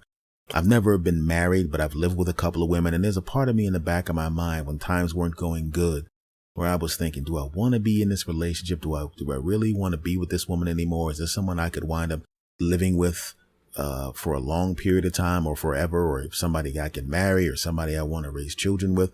And there are times in your life where you're sitting there and you're looking at what's going on around you, and you have to make a decision whether this is something you want to continue to do. And I've had to make that decision on very, very few occasions, because most of the things that I'm doing, that I tend to do things that I want to do. So I really don't have to make those decisions that often. But it came very, very recently where I had to start thinking about things like that. I started to think about things that I'm doing right now and deciding whether or not it's something I wanted to do, including this. Now, as I approach episode 300, I started to think, 300 is a good number. If I do 300 of these things and I just let them stay in the universe, maybe, put them on YouTube, or put them, just upload a bunch of them to YouTube and then have all 300 episodes on YouTube and just let them sit there. At least I can point to it and say, yes, I did that. It was fun. The people that listened to it liked it, but that's enough. And that's what I was thinking. Now, I want to explain to you why I was thinking that. It didn't just come out of nowhere. I wasn't just walking down the street or driving down the road and going, do I want to do this anymore? I was in the ER recently for 11 hours. Now, if it wasn't for that trip to the ER and the health scare that I had, there is absolutely no way I would even be thinking like that. But sometimes when things like that happen to you, you sit back and you look at all the things that are going around you and you realize life is short in the grand scheme of things. And, there are certain things you might not want to do anymore. Now, as it turns out, I'm going to be fine. I said health scare because it was a scare, but I'm going to be fine. But I was in the ER for 11 hours. And when you're sitting there not feeling well in an ER for 11 hours, you start to think about things. And you start to think about things you already thought about, and you think about them differently. I'll explain what happened. I was asleep, and I woke up. I think maybe something fell over or some noise outside woke me up. And I popped up out of the bed, and I was really getting ready to do what most people would normally do around 4 o'clock in the morning when something that they didn't do wakes them up. I was prepared to take about a shovel, dip it into a big dirt pile of obscenities, and hurl those obscenities into the ether, and then go back to sleep calling someone's mom a name in my head. Okay. But that's not what happened. What happened was I woke up and I felt really, really bad. I mean, really bad. And I stood up and I felt even worse. I was just feeling really, really weak. I was feeling really tired. I was feeling dizzy. And as I started to walk around, my heart started to beat very, very quickly. These are not things you want to have happen to you. Not a good idea to have these happen to you. These are not good feelings. I would not recommend these feelings to you. So the ambulance is called. And normally I wouldn't call an ambulance. I'm like, I'll be all right. But this time I figured, dude, call the damn ambulance. Call the ambulance. They show up. And I'm in the back of the ambulance. And they're going, and the people that show up are doing ambulance things. Asking for your insurance, asking you questions. How old are you? What do you weigh? And then I decided to tell them the truth because I was like, 170. And I didn't really want to have, didn't want to feel bad and have people in the back of an ambulance look me up and down and start laughing because that would have made me feel even worse. F y'all. So I give them all the information and they hook me up to the EKG machines. And I'm literally concerned, because the heart's beating pretty fast and it had slowed down at this point. And they're going through, you know how it is when you have people that are workers, that are first responders. They're very, very efficient, very, very professional, and they work at a hectic pace because they don't know whether this is a life or death situation. And they're moving and grooving and touching this and pulling that and asking this and dropping this and doing that and testing this and giving me the EKG. And after they go through their little test in the back of the ambulance, I'm still a little frazzled because I don't know what's going on. But I started to notice a little bit of calm in them. And I don't understand, when you're sitting there, you kind of figure out, are they calm because this isn't really, really urgent, but they're going to take me into the hospital anyway? Or is it one of those things like, this bastard will be dead in about 5 seconds. I might as well check my email. As it turns out, 5 seconds later, I was still alive, and then the ambulance takes off. But he's not driving really, really quickly. I get dropped off at the hospital, and I'm wheeled into the ER, still feeling like crap. And that's the beginning of the 11-hour odyssey of S. Anthony Thomas in the emergency room. I get into the emergency room and I look around and there's not that many people in the emergency room. Yay. I'm saying yay for 2 reasons. 1, because if you're in the emergency room, it means something bad happened to you. And 2, if there's no one in the emergency room, they'll get to my feeling bad ass as quickly as possible. I was wrong about that. I'm sitting in the chair watching television and I'm noticing that there are other people are starting to come filtering in, being wheeled in, ambulances coming in. Oh crap. Once again, I'm feeling bad because the other people are feeling bad, but I'm also feeling bad because some of these people are obviously in worse shape than me, which means they're going to get seen before me. I know that sounds selfish, but this is self-preservation. All right, so what? Don't judge me, you bastards. Continuing on. But then I notice no one is actually going back to the triage section. And then they start to take people back to the triage section, but it's going very, very slowly. So slowly that the people who are in the ER who are not feeling well are getting angry and antagonistic.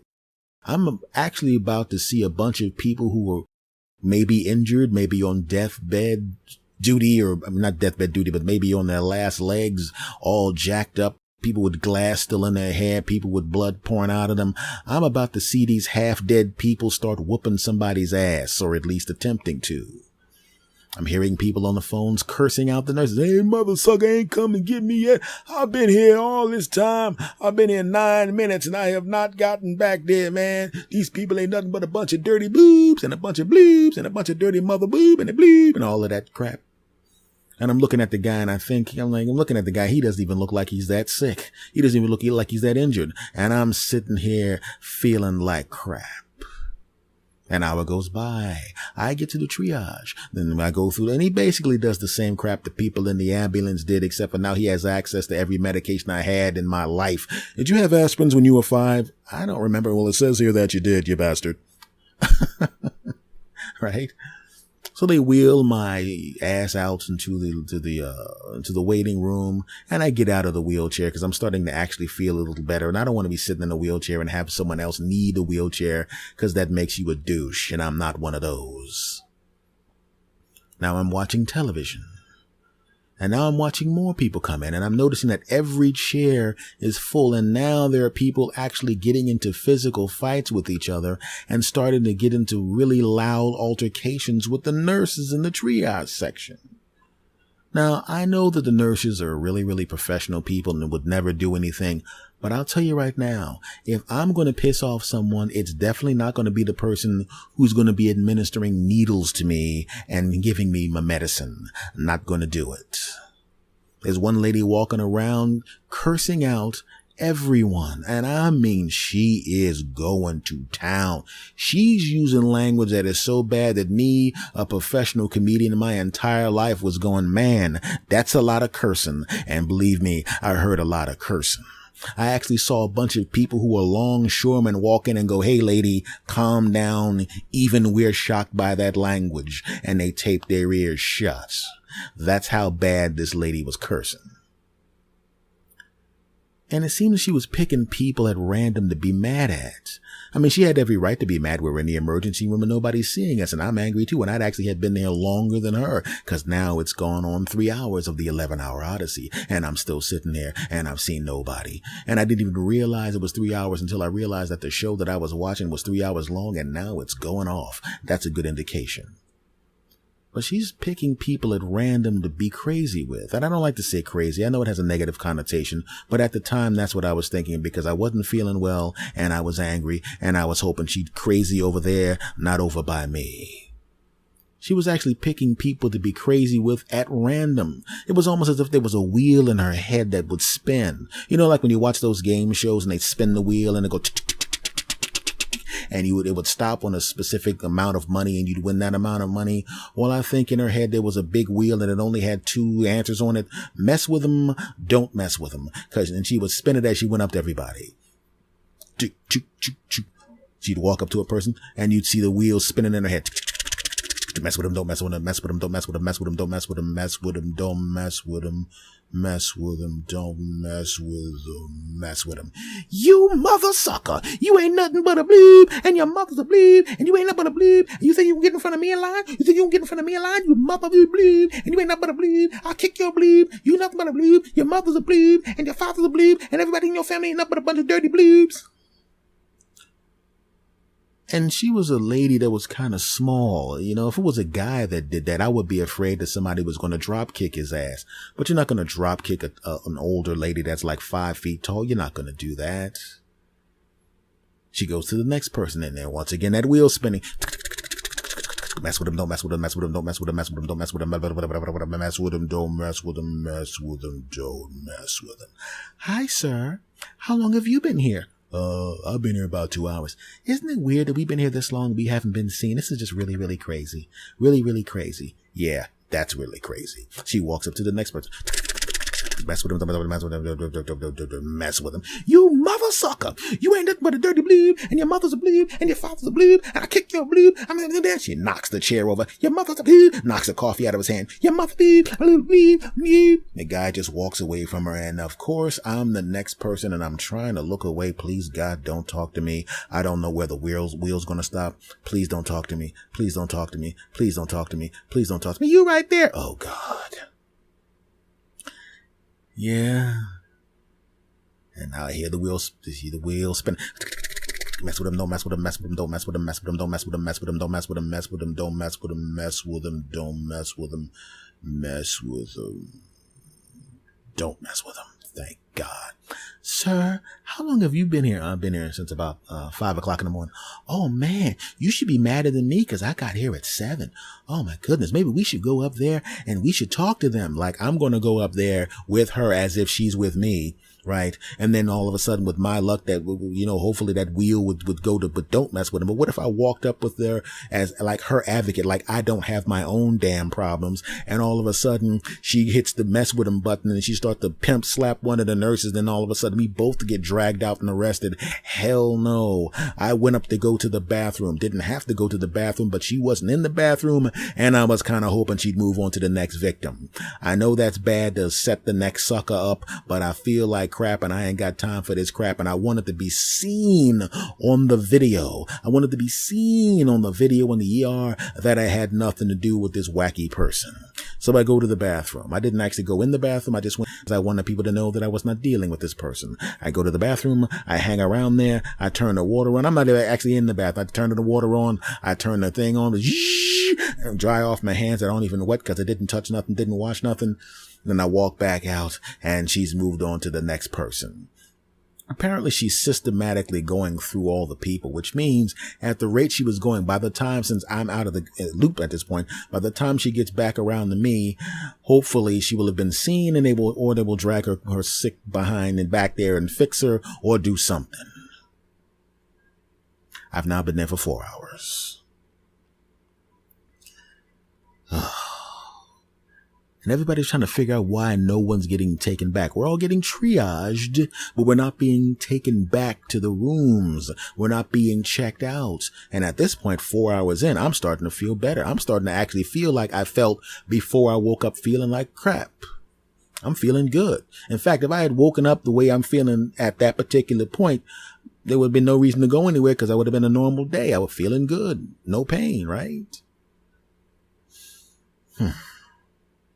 So we're all trying to figure out why no one's being taken back there. A lady comes in. She's the one I was talking about that had glass in her hair. She's mad now. She was in some kind of accident or something, or maybe a car crashed next to her and landed on her. Something happened. Maybe she fell out a window. I don't know. She's got glass in her hair. I don't know. She may have been making a fashion statement. Maybe that's a new thing. Maybe that's a new thing the kids are doing today. Sprinkling glass in their hair. I know that sounds weird, but come on. Would you really put it past them after all the stuff you've seen? If you got Instagram, you know what I'm talking about. Back to the story. She goes up there and she's making a stink and she's yelling even louder. And unlike the other old lady, who's a short older lady who's a little bit disturbed and has a wheel in her head that goes mess with them, don't mess with them, this lady has a wheel in her head also, but the words are a little bit different. It's mess with them, really mess with them. Mess with them, really mess with them, mess with them, really, really. And as it turns out, somebody went into her head and just took out the mess with them and left nothing but really mess with them, because now she's cursing out the nurses and cursing out the security guards and cursing out people who sit in the hospital and cursing out people that looked at her funny and cursing out people outside, right? She actually wrote a note and said F you to the person walking by the window. Okay, that part didn't happen, but you get the point. And we come to find out that the reason none of us is getting into the back room, the reason none of us is getting seen by an actual doctor, is because the entire hospital is literally full to capacity. So much so that people who should have been up in the hospital are now taking up every single room in the entire ER and in the hallways. So literally they have to actually start cycling people in, as rooms become available, and rooms are not becoming available quickly. If you've ever been in the hospital and tried to check out, you know how slow that process is. Well, imagine if all the rooms were like that and you're waiting to get back there. Well, that's what the ER was like. Oh no. Now it's 5 or 6 hours. Now it's 7 hours and I'm feeling damn good. I'm sitting there going, you know what? I feel so good right now. I probably I don't even want to go back there now. There's really no reason for me to go back there now. I feel damn good. Right? I feel really good. I feel like I said, no matter of fact, I'm feeling so good right now. I'm sitting in the chair with my normal, you know how you sit in the chair when you're feeling good, you're like that swag, sit like, yeah, I'm the man, you know what I mean? I came into the hospital all curled up like a punk, but now look at me, you know what I'm saying? You want to look around and flirt with the girls, but you really don't want to flirt with the girls because it's really kind of hard to talk to a woman when she's sitting there with glass in her hair and some dude's leg in her lap. Not with a dude sitting there with his leg on her lap, literally just the dude's leg in her lap. I don't know what happened to him, but I have a feeling he's not in this hospital. She did not have a leg in her lap. And we're just sitting there. Now, when I'm sitting there, I notice, I'm like, oh man, I've been there such a long period of time. This is how long I've been there. I've been there, I think it's at this point, it's 7 hours. My phone, which was not fully charged, is now almost dead. And I see on the wall, they have free phone chargers, which is great. You go up to the phone charger, you open it up, you put your phone in, you plug your phone up, right? You type in the code or whatever that crap is, and then you do what you got to do to make sure you plug it in, and then everything's great. And it was a really simple process. All the young people, young people like me and younger, we had no problem with it. We all plugged it in, and it was a very simple process. Took about 15 to 20 seconds. Not a big deal. All done. All systems go. But then you see all the generation gap, the live show, right? A lot of times there's a generation gap and old people will say stuff behind your back or talk about you when you leave or your music sucks. This time you actually could see the generation gap in action. And you could tell anybody over 55 years old, for some reason, had no idea how to work that machine at all. All you had to do was plug in the phone, close the door, type in your phone number, type in your email address, pick a picture, confirm, done. Very simple. I had no problem with it. Remember how I told you how the entire ER was a volatile situation and everybody was pissed off? Well, just imagine if the hostile young people who know how the process works and have already charged their phones twice because they've been there in the ER that long are now standing in line behind confused old people who don't know how to work the machine. How do you think that went? Do you think any of the younger people were saying really, really snide, anti-aging comments behind the old people's back? And, well, let me give you a hint. Yes, they did. This old mother sucker. And he didn't say sucker. Don't even know how to work the thing. If you don't know how to work that thing, if I was an old mother sucker, and he didn't say sucker. If I was an old mother sucker, I would just get out the way and let some young people use the machine. You know what I mean? I'm just saying, you know what I mean? If I was a young, you know what I'm saying? If I didn't know what the F I was doing, I would just move the F out the way and move the F out the way so somebody who know what the F they doing could actually use the mother sucking. He didn't say sucker, and he didn't say effing, by the way. Use the machine. I'm just saying, I'm saying that old people are stupid. I'm just saying that old people ain't as smart as they think they are. And now the old guy's in front of the young guy, and he kind of figured it out. He kind of knew exactly what was going on. He had figured out the machine. I see at this particular point, he's at the point of the process where you just hit the button for the picture, which means if he hits the button for the picture and hits the confirm button, he's done. He's out of there. He's out of his way. And I saw him look down and I saw him angle his head slightly to the right, and I saw the look of anger on his face, and I saw him hit the button to start the process over. He literally had figured it out. And he kept starting the process over. And he looks at me, and he sees me, a 49-year-old guy who's going to be 50 next year. And I'm looking at him, and he's pushing 60. And he looked back at me, and he gave me the old guy nod like, yeah, I'm going to piss this young punk off as much as possible. I'm going to start asking questions out loud as if I don't know what's going on. And he starts doing it in the old guy voice. I heard his voice earlier the same day. He didn't have an old guy voice, but he had an old guy voice now. Oh, man. I don't know what's going on. What do? Do you punch the numbers? Do you push the thing? Oh, this is confusing. I'm told my niece when she got me this phone that I didn't want to mess with this phone. And now I'm in the emergency room and I don't know what to do. And the young guy's getting madder and madder and madder and madder. And he goes, F this. And he goes and sits down. Then the old guy laughs and punches in the code in a nanosecond and plugs his phone up. And the young guy looks at him and now knows he was just played for a sucker. The old guy stops, smiles at him, and keeps walking. I tried not to laugh because now I'm feeling good, and the last thing I need to do is have a semi-injured young guy beat my ass in the emergency room. We're now at about 9 hours. You know, and I'm starting to see people start to be moved back into the back room. I'm starting to see people being moved back. I'm starting to see people being taken back into the hospital. Obviously now the rooms are starting to open up. You're damn right. The rooms are starting to open up, and all of a sudden the mood is starting to get a little bit happier. All of a sudden you start to see the line of people move from the triage section and from the waiting room. They're starting to move into the, you know, when you're in a supermarket and you're standing in line and there's somebody in front that doesn't know what a credit card is and has never signed a check before, and apparently money's confusing to them. And then that person gets out of the way, and then all of a sudden you start seeing the line move like a damn conveyor belt. Well, it was kind of like that. All of a sudden, all the people that were a little bit hostile are starting to be a little less hostile because they could see some movement. They could see that it was almost over. They could see it was time to get this thing started. And we started to see people that were sitting out there with us go into the back and come out with the paper in their hand, you know, the discharge paper. You know what it looked like, which was hilarious? Remember American Idol, when American Idol was on, and then people would go into the back and they'd sing for Simon and them, and then they'd have the camera on the outside of the door with Ryan Seacrest sitting there, and they'd walk out and they'd look sad, and then they'd whip out the piece of paper that said they were going to Hollywood, and they'd jump up and down, yay, and everybody would celebrate, and then they'd leave.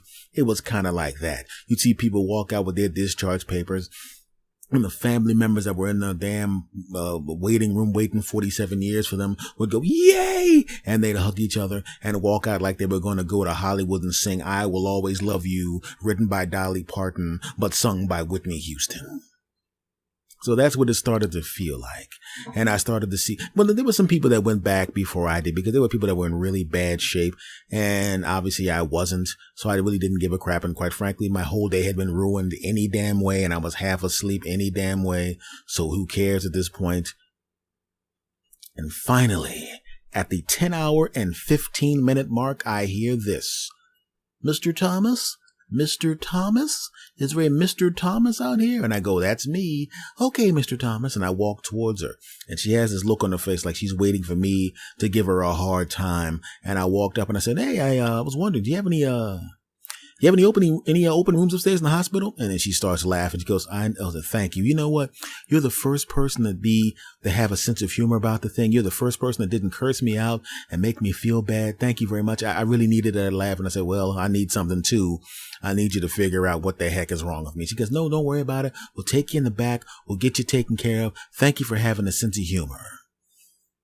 And take me back into the room. And I can still see a lot of the rooms are full, but obviously I can see people are starting to move out. I sit into the chair. She goes, sit in here and lay back.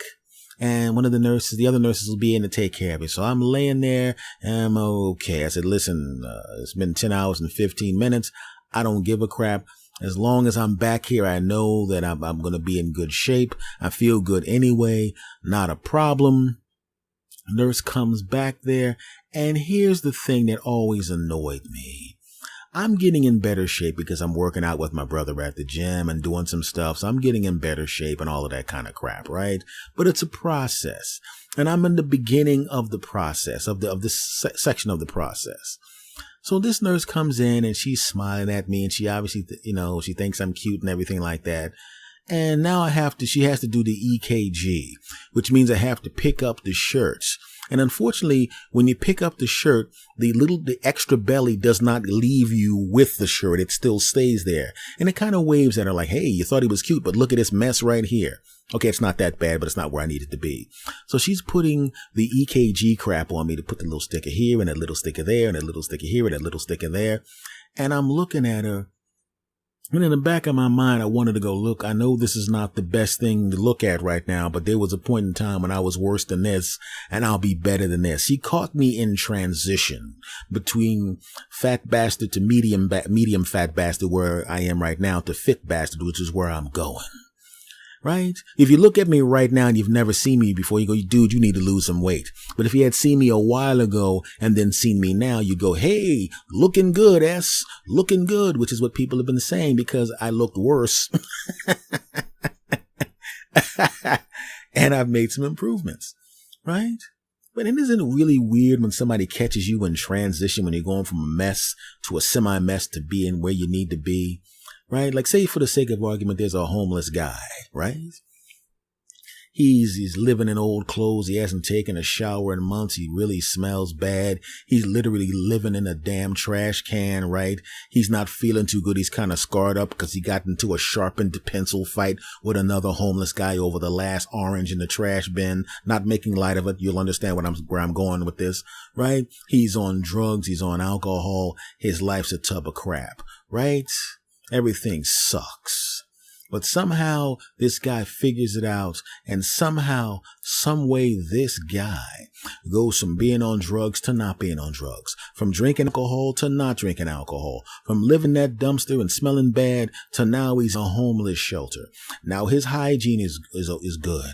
Now he's off the drugs, and he just means his life's in a hole. His life's messed up. He doesn't have a job right now. He's living off of some assistance, but at least he's clean. At least he's wearing clothes right now that have been washed. And if you see him at that point, you could still see that he's not a functioning member of society the way you would expect. You can still see that he's down on his luck. The clothes are a little old. You can tell they're really, really old clothes, but they're clean. And he has resumes under his arm, which means he doesn't have a job. If you see him right there and you look at him, you might go and look at that poor bastard. Or if you're a lady, you might go, I ain't gonna date that bastard. He ain't even got a job. I understand that. But if you saw where he was, if you saw that he smelled like feces and was rolling around in garbage and was getting into sharpened pencil fights in the trash bin over the last orange, and you saw where he went, you would look at him and you're going, man, you did good. I saw where you were and I saw where you are. You would see that he made improvements. But if you just saw him when he was a little disheveled, when he was living in a shelter, but he didn't stink, but he was living in a shelter, you'd still think, I don't know. Well, that was kind of similar to the way I felt. I'm laying there and this cute sister who's half flirting with me is now putting EKG stickers on me.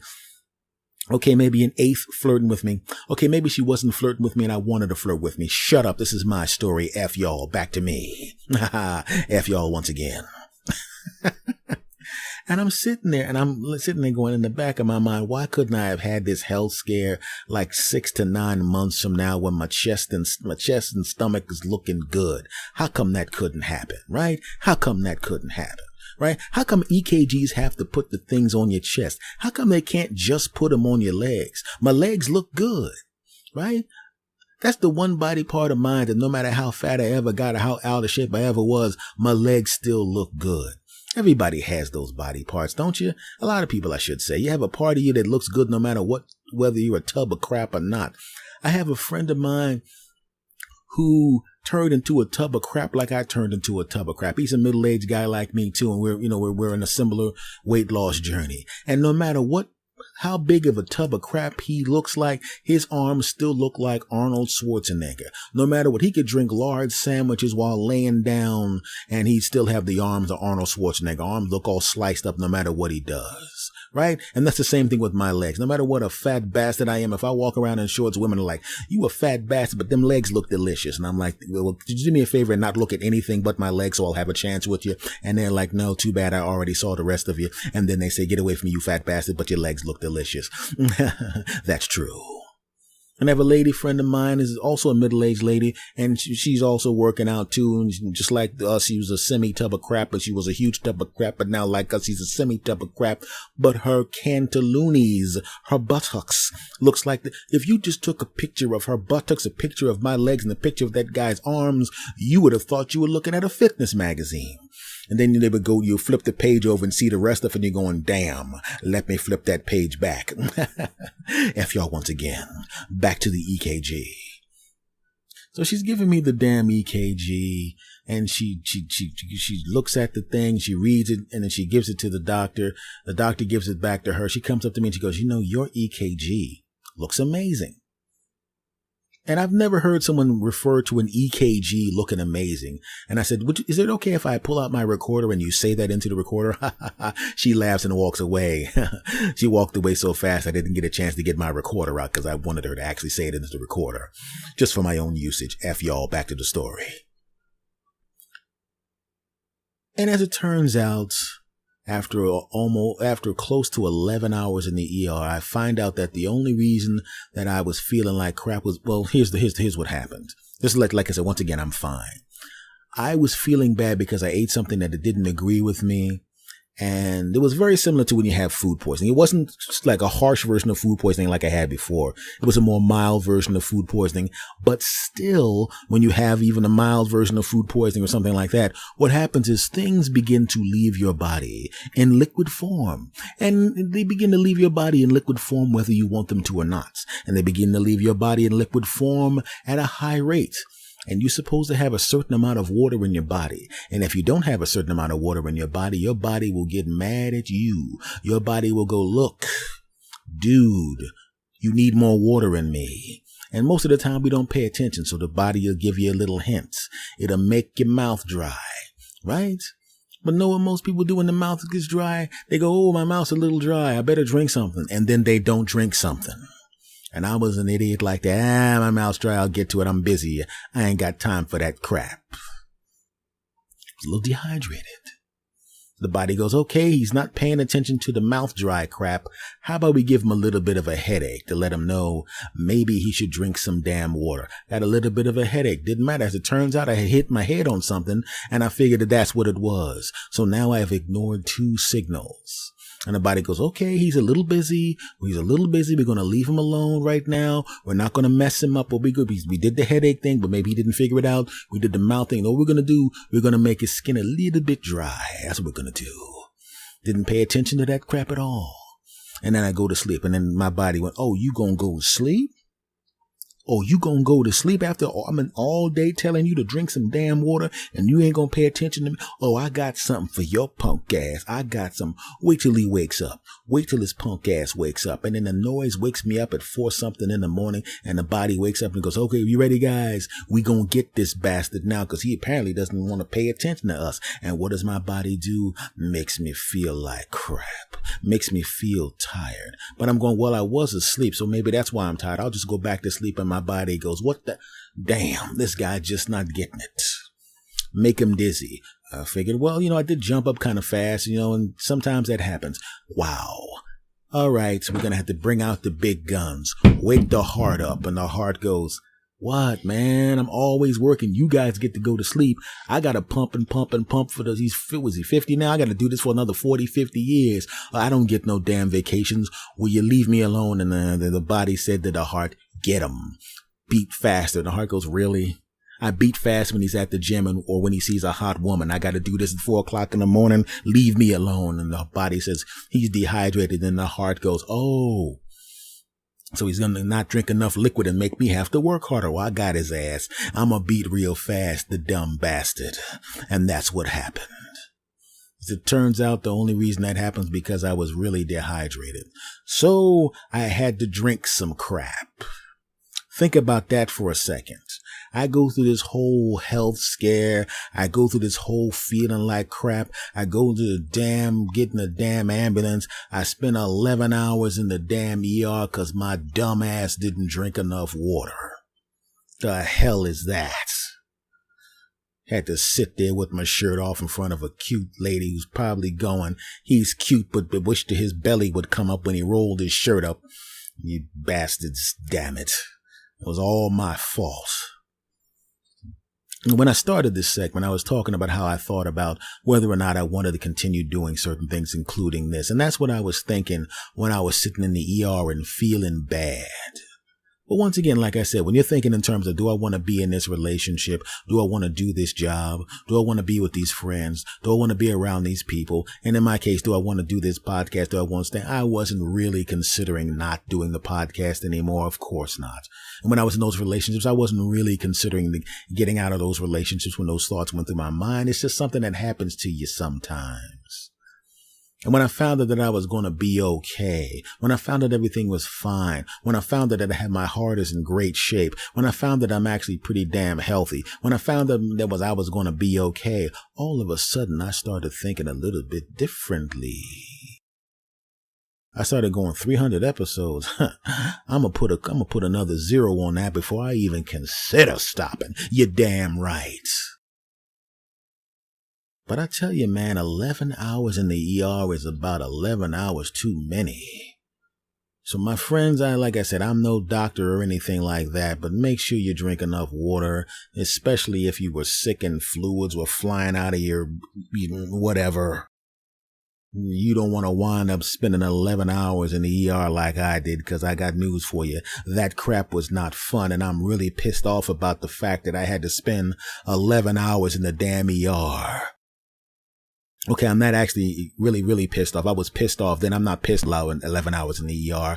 Mainly because, well, if it wasn't spending 11 hours in the ER, I wouldn't have an episode of the podcast this week. Because that's what this podcast episode is about.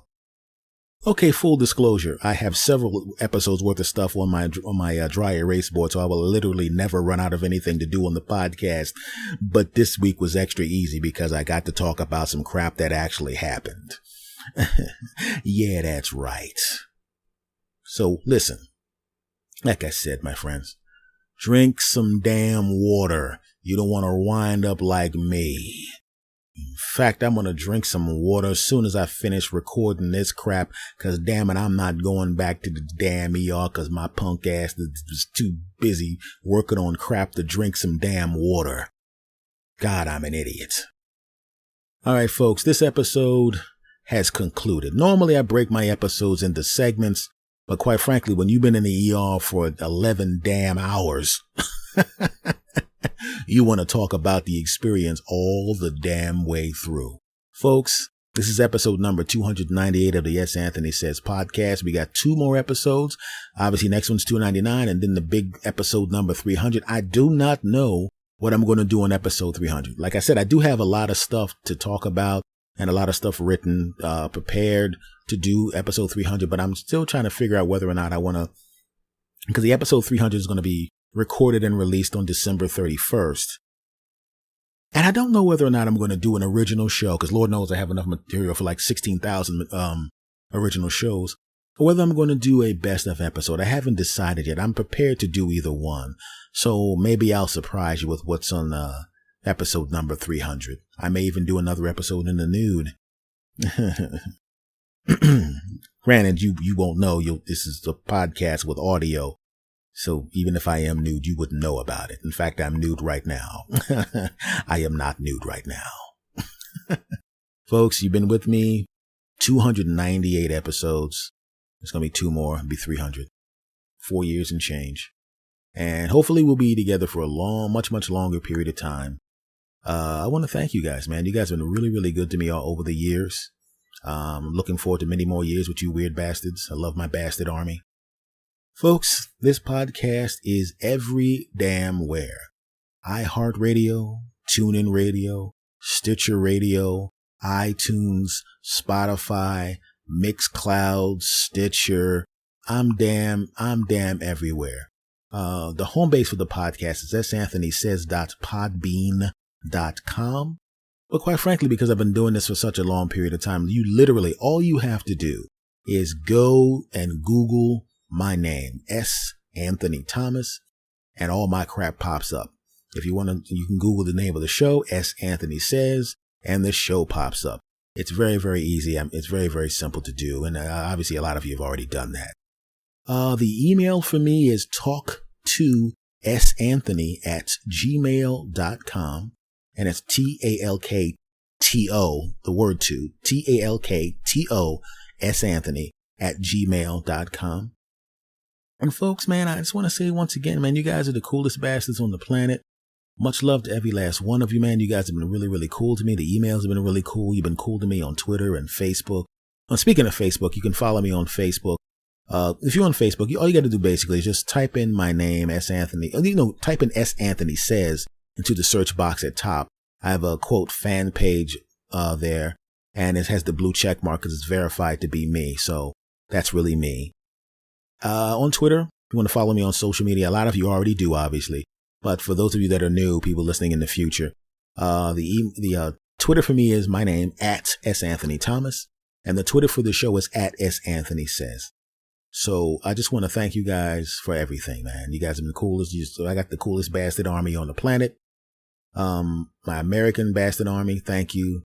Australia, Canada, Great Britain. Actually, I should say the United Kingdom, because it's not just one place.